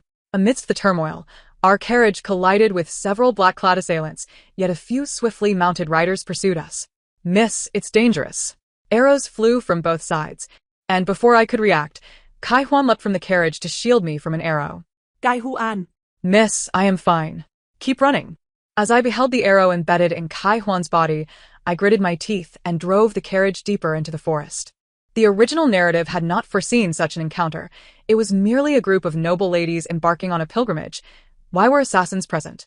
Kai Huan, hold on. Once we reach the official road, we will return to the capital. We will be safe. Yet Kai Huan clung to me tightly, her eyes wide with fear. No, miss. We must run north. We cannot go back. We must not return. Why can't we go back? Kai Huan, please return to the carriage. I will find you the best doctor when we get back. We cannot die. None of us can. No, no, no. Kai Huan grasped me, her eyes burning with urgency. You will die, miss, on the way to your marriage. We absolutely cannot go back. A sudden buzzing sensation enveloped my mind. How could she possibly know?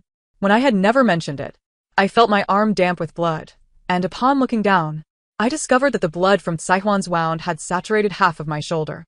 Miss, remember, never board the wedding carriage. There will be bandits along the route to the Tan family. Just as the horse was struck by an arrow through its neck, the carriage overturned. Clutching Tsai Huan, I crawled out from the wreckage, only to be met with a volley of arrows from a group of cloaked assailants. I resigned myself to death, but miraculously, an arrow flew through the air and deflected their shots. Before long, a cadre of armed guards charged forth to confront the assailants. Raising my gaze, I was met by a figure clad in a resplendent purple robe that dazzled my eyes. With no time to marvel, I seized the hem of their garment in desperation. Please, save her. Yang Chun, mounted on his horse, looked down at me. Someone, escort the second young lady of the Shen family back to the Wang residence. To my astonishment, upon returning to the Wang residence, Yang Chun summoned the imperial physician without hesitation. Thanks to his timely intervention, Saihuan's life was spared. It was revealed that her injury had come perilously close to reaching her heart and lungs, a narrow escape indeed. I remained by Saihuan's bedside for several days until she finally stirred, murmuring Mississippi. I pressed her back down gently. Do not rise. Your injuries have yet to heal. You must lie flat and rest.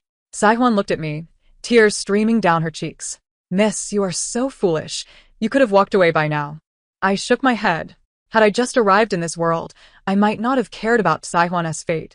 However, having spent 5 years by her side, I could never stand idly by as she faced death.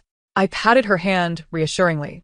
I promise to treat you to the finest delicacies, and I shall not break my word. Focus on your recovery. We will devise our escape in due time. Saihuan pressed her lips together. I understand. Ever since you spoke those words, I knew you were no longer the same Mississippi. She revealed that she had been reborn after sacrificing herself for Xinling Shuang. Upon reopening her eyes, she found herself back in the Xin family, long before I had arrived. She had always sensed that I was not the same person as the previous Xinling Shuang, but she dared not voice it, thinking that if we met again, she would do anything to persuade Xinling Shuang away from the path of marriage. Little did she anticipate that I had no intention of boarding the Tan family's wedding carriage, having instead spent 5 years saving money for our escape. What surprised her even more was my plan to provide her with a shop. Everything I did was evident to Saihuan, and she felt assured that this life would be stable, never suspecting the complications that would arise just before our flight. Suddenly, a thought struck Saihuan, and she grasped my arm. Miss, why did the assassins appear so suddenly that day? They were all daughters of noble families. And how did our cousin suddenly become a prince? I still had some awareness, then, and heard the guards refer to him as Your Highness. I sighed. Do not inquire further. All I know is that the attack was orchestrated by Shun Chunning in collusion with outside conspirators. Saihuan's expression turned to one of disbelief. The legitimate young lady. Her astonishment was understandable. I had felt the same shock upon learning the truth. Shin Chunning was indeed a formidable figure. In her narrative, she had dealings with individuals from the underworld. In my story, it was unclear how she managed to be both imprisoned in the Crown Prince's residence and simultaneously hire a killer organization with a substantial bounty on her life. It was only later, after speaking with Yang Chen, that I learned the truth. The group she had enlisted was not a band of assassins, but rather a faction of spies from the northern frontier infiltrating the capital. The Crown Princess's assassination attempt would undoubtedly cause an uproar, especially given the ongoing turmoil in the northern territories, potentially shaking the populace's confidence. Yet, this turn of events inadvertently aided Yang Chen. The original plot had him overthrowing the Crown Prince by the year's end. Now armed with evidence against Shin Chunning and the spies, Yang Chen approached the emperor, leaving the Crown Prince unable to defend himself. Even the Duke of Ningyuan, upon discovering that his daughter had conspired with the Crown Prince's mistress, was so enraged that he withdrew from court, only for the emperor to imprison the Crown Prince, temporarily alleviating the situation. A thought crossed my mind, and I squinted.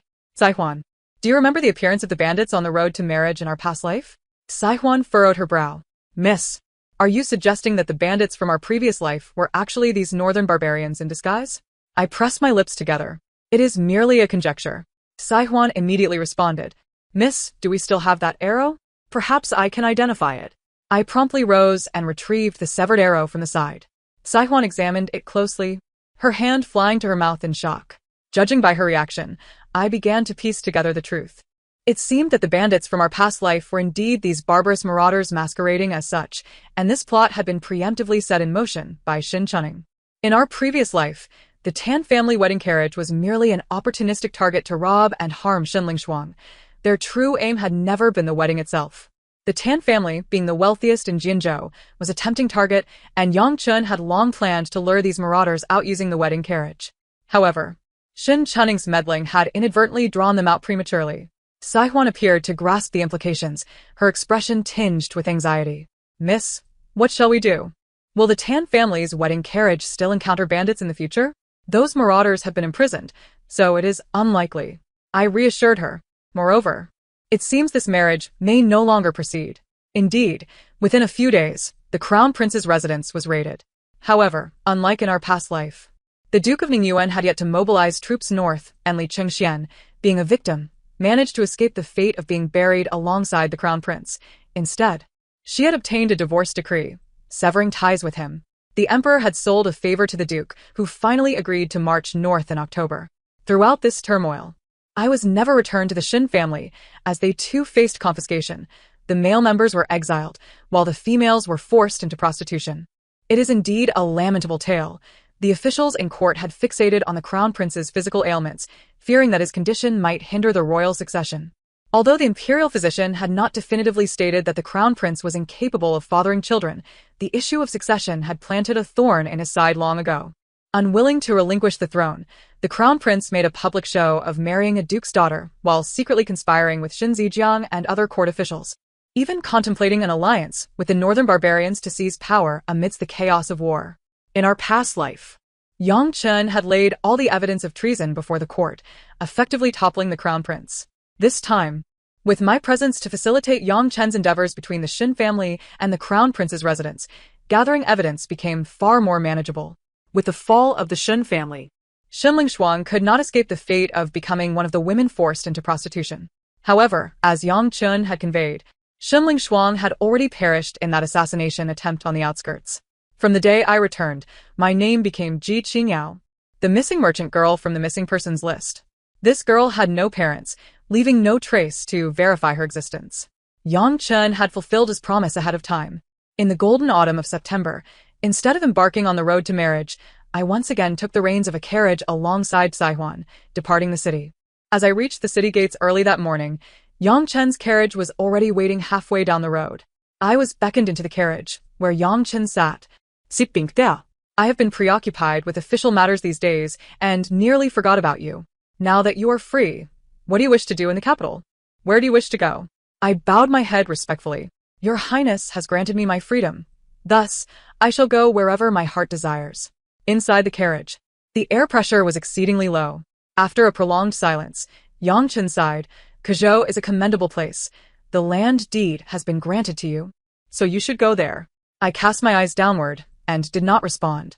After a while, a jade token was tossed before me, inscribed with the character Jiao. "Keep this safe. Should any trouble arise, wear the token. No one will dare obstruct you." I picked up the jade token and bowed my head in gratitude. "Thank you, Your Highness." Just as I was about to depart from the carriage, I was called back once more.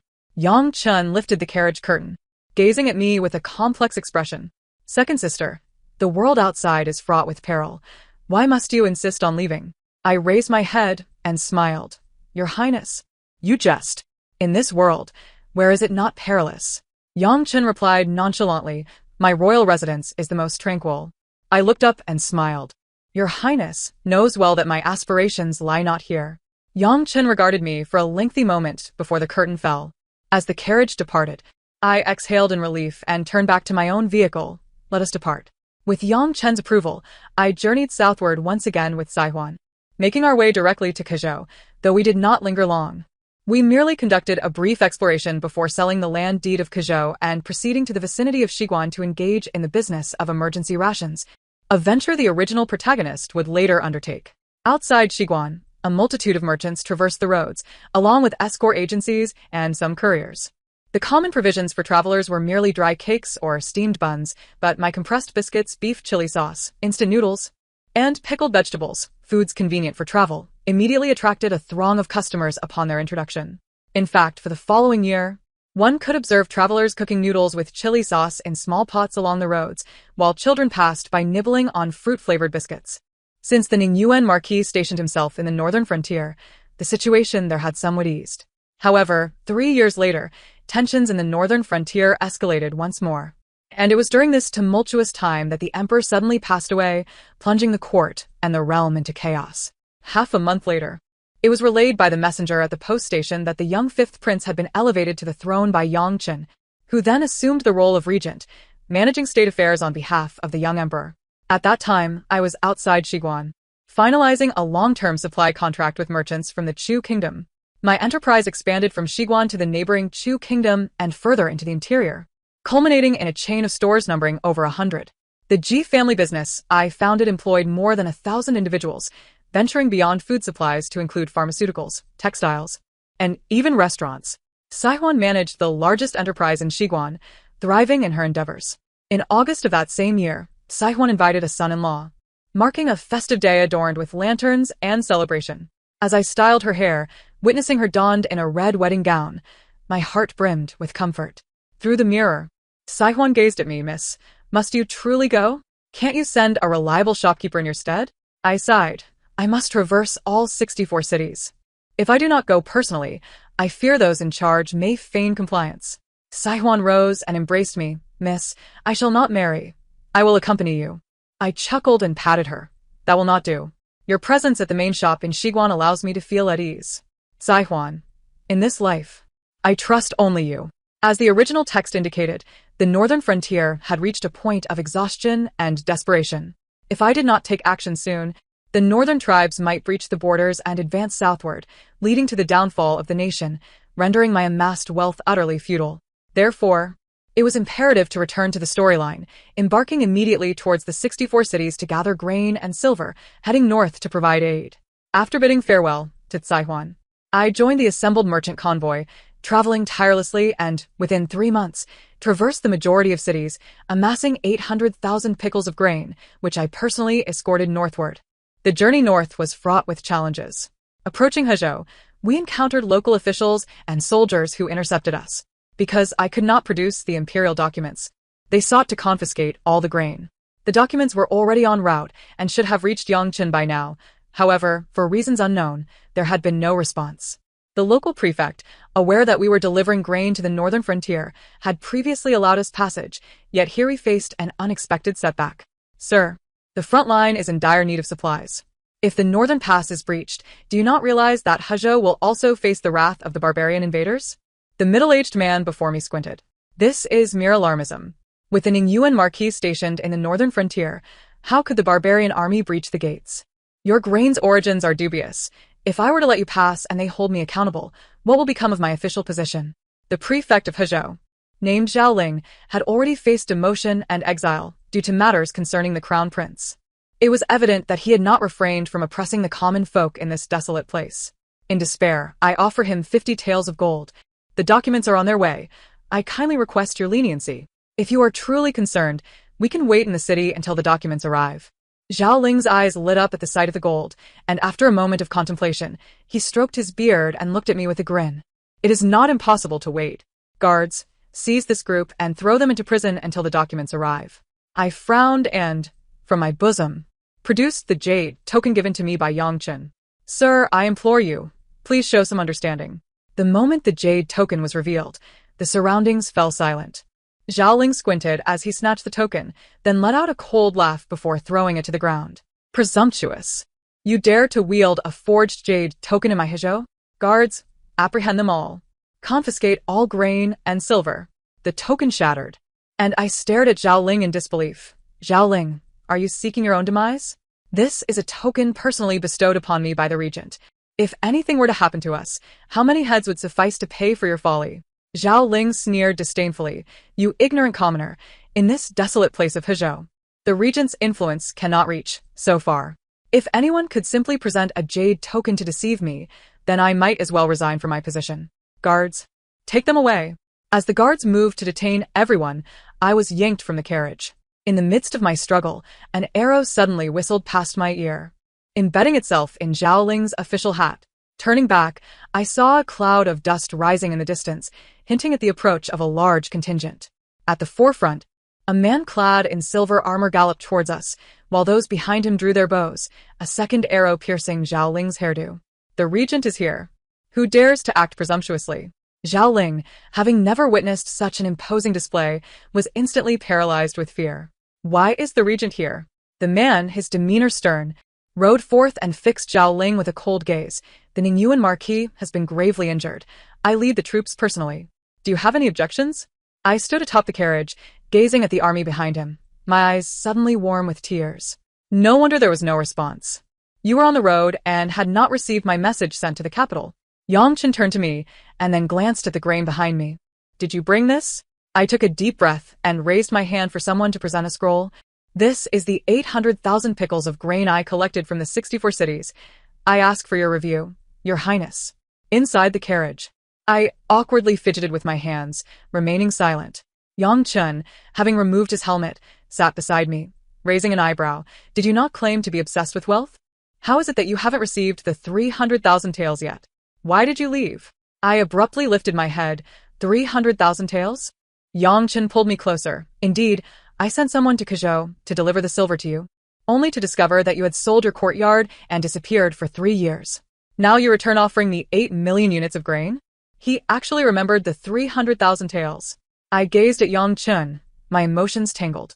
After all, distancing myself from the main characters was the only way to survive. I merely wished to be a wealthy commoner, living a grounded life. I chuckled awkwardly and lowered my head. So, will that 300,000 taels be returned later? Yangchen narrowed his eyes. Shenling Shuang, I truly cannot fathom you. To say you love wealth. Yet this 8 million units of grain would likely drain all that you have accumulated over these 3 years. I hastily waved my hand. Your Highness, there is no need to see through me. Ling Shuang is merely the daughter of a condemned minister and should not have any further entanglements with your Highness. This 8 million units of grain is simply an attempt to offer my humble assistance. Yangchen released me. If even half of those in the court could exert themselves as you do, the northern frontier would not be in its current state. I hung my head, and after a long silence, I finally spoke. In truth, I too desire something. Upon hearing my words, Yangchen raised an eyebrow and leaned closer. Oh, then tell me, what do you want? Aside from the 300,000 taels, anything else you ask for, I can grant you. His warm breath brushed against my ear, causing my heart to skip a beat. The atmosphere was charged. I licked my lips and looked up at the man who was merely half an inch away. Well, if I were to propose something, Your Highness, please do not think me too audacious. Yangchen's gaze lingered on my lips as a smile curved his mouth. Only if you dare to speak.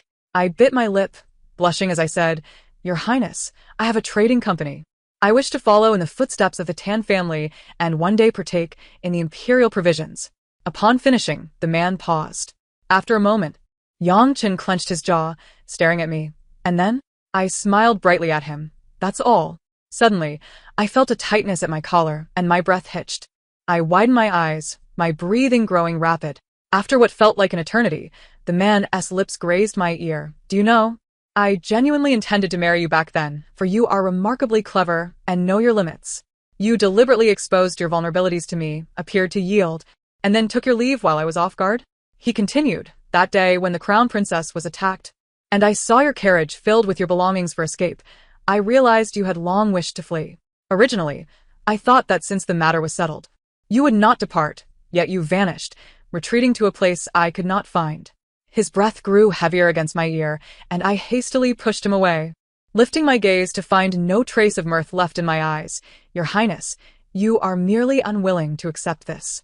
I am but the daughter of a lowly, condemned minister, unworthy of your concern. You only feel this way because I was the first not to be swayed by your wealth or status, even with your insinuations of your harem. But, Your Highness, I have already made my desires known to you. It was never a game of feigned capture. Yangchen grasped my chin. Yes, you did say you craved freedom. But how do you know that I cannot offer you that freedom? I smiled lightly, bowing respectfully. It is enough. Today, I have been too forward. You may pretend not to have heard my business proposal, now that the provisions have been delivered. And with your army's escort, my duty is fulfilled. I shall take my leave. As I attempted to rise, Yangchen's long arm pulled me back into his embrace. Gusped insop, Yangchen. What are you doing? Yangchen looked at me, a smile dancing at the corners of his lips. I knew your meekness was merely an act. You dare to call my name, demonstrating quite the audacity. I inhaled sharply, hastily lowering my gaze. I dare not. Observing the panic in my eyes, Yangchen remarked, What are you afraid of? Did you not wish to partake in the imperial provisions? Once I return victorious, I shall ensure you receive them. My eyes brightened. Really? Yangchen, seeing my joy, let out a resigned sigh and then picked up a nearby helmet. Heading towards the exit, my word is my bond. However, since my army will directly enter the borders, you must lead a contingent to deliver the provisions to the military camp in Rongqing. Rest assured, I will assign you 500 horsemen for protection along the way. Once you arrive there, you may choose to leave at your convenience. I exhaled in relief. Then I thank Your Highness. The battle in the northern frontier was fraught with peril, yet fortunately, the supply of provisions was ample. The barbarian forces had suffered significant losses under the strategic maneuvers of Marquis Ning Yuan and ultimately exhausted their resources outside the pass in less than 3 months. culminating in their defeat at the hands of Yang Chen. The victory in the northern frontier was celebrated nationwide, and I was personally brought back to the capital by Yang Chen. Upon our return to the capital to receive accolades, the Ji family's trading company was recognized for its contributions to the northern frontier battle, thus gaining access to imperial provisions. Because of this connection, within half a year, the shops that had previously been drained of resources due to the collection of provisions were revitalized one by one. As for the 300,000 taels that Yang Chen owed me, they were entirely forgiven. He returned Yuji Chun to me, allowing me to continue its management, even granting a franchise at the Western Gate as national goods directly to neighboring countries, yielding substantial profits. In exchange, the headquarters of the Ji Trading Company was relocated back to the capital, and the Kai family was also brought back. As the emperor aged, Yang Chen gradually delegated some governmental duties to her. In his leisure, he became a frequent visitor to my trading company. While I busied myself with auditing accounts in my study, he would sit opposite me, reviewing memorials. No matter how I tried to shoo him away, he would not budge. If pressed, he would claim to be checking on how well I was faring with the imperial provisions. He simply remained seated across from me, refusing to leave. Eventually, when I fell ill, spending a month working in my own study, he directly entered my home, sending a multitude of tonics while watching me drink them, all the while continuing to review memorials across from me. Unable to endure it any longer, I returned to the trading company to work. After finishing the accounts, he insisted on accompanying me to inspect the shops, claiming it was a discreet inspection. He was like an unshakable burden, but fortunately, aside from that, he did not engage in any other indiscreet activities. In fact, when it came to issues regarding the trading company, I could communicate directly with him, which saved me quite a bit of trouble. A year later, observing that the trading company was gradually stabilizing, I entrusted all business dealings to Kai Huan. Kai Huan had transformed from a frail young girl into a plump matron. Her once delicate hands now adorned the jade bracelet she once dared not touch, and her face bore two dimples whenever she smiled, radiating a prosperous aura. Yet, regardless of the company she kept, she still insisted on calling me Miss, a habit she could not shake. As September approached, she saw me packing a carriage in the middle of the night and exclaimed in surprise, "Miss, where are you off to this time?" I waved my hand dismissively. I heard there is a hot spring mountain in Jinbei. I thought I might explore the possibility of developing a guest house there. Kai Huan glanced around, speaking in a hushed tone. "Does the prince know?" I looked at her in confusion. Why should he know? Kai Huan hesitated to respond, but I paid it no mind. The following day, before dawn had graced the world, I set forth from the city, accompanied by a few guards. Along the way, fatigue overcame me, and I succumbed to a brief slumber until the sun ascended high in the sky. As I stirred, I inadvertently turned and found myself brushing against a pair of hands. Startled, I jolted awake, my senses sharpened. Raising my gaze, I was taken aback to discover an unexpected presence within the carriage. A man clad in white, his dark hair elegantly swept upwards, leaned against the window, gazing serenely at the landscape beyond, exuding an unearthly grace. I was momentarily speechless. "Yang Zhen, what brings you here? Haven't you any edicts to review?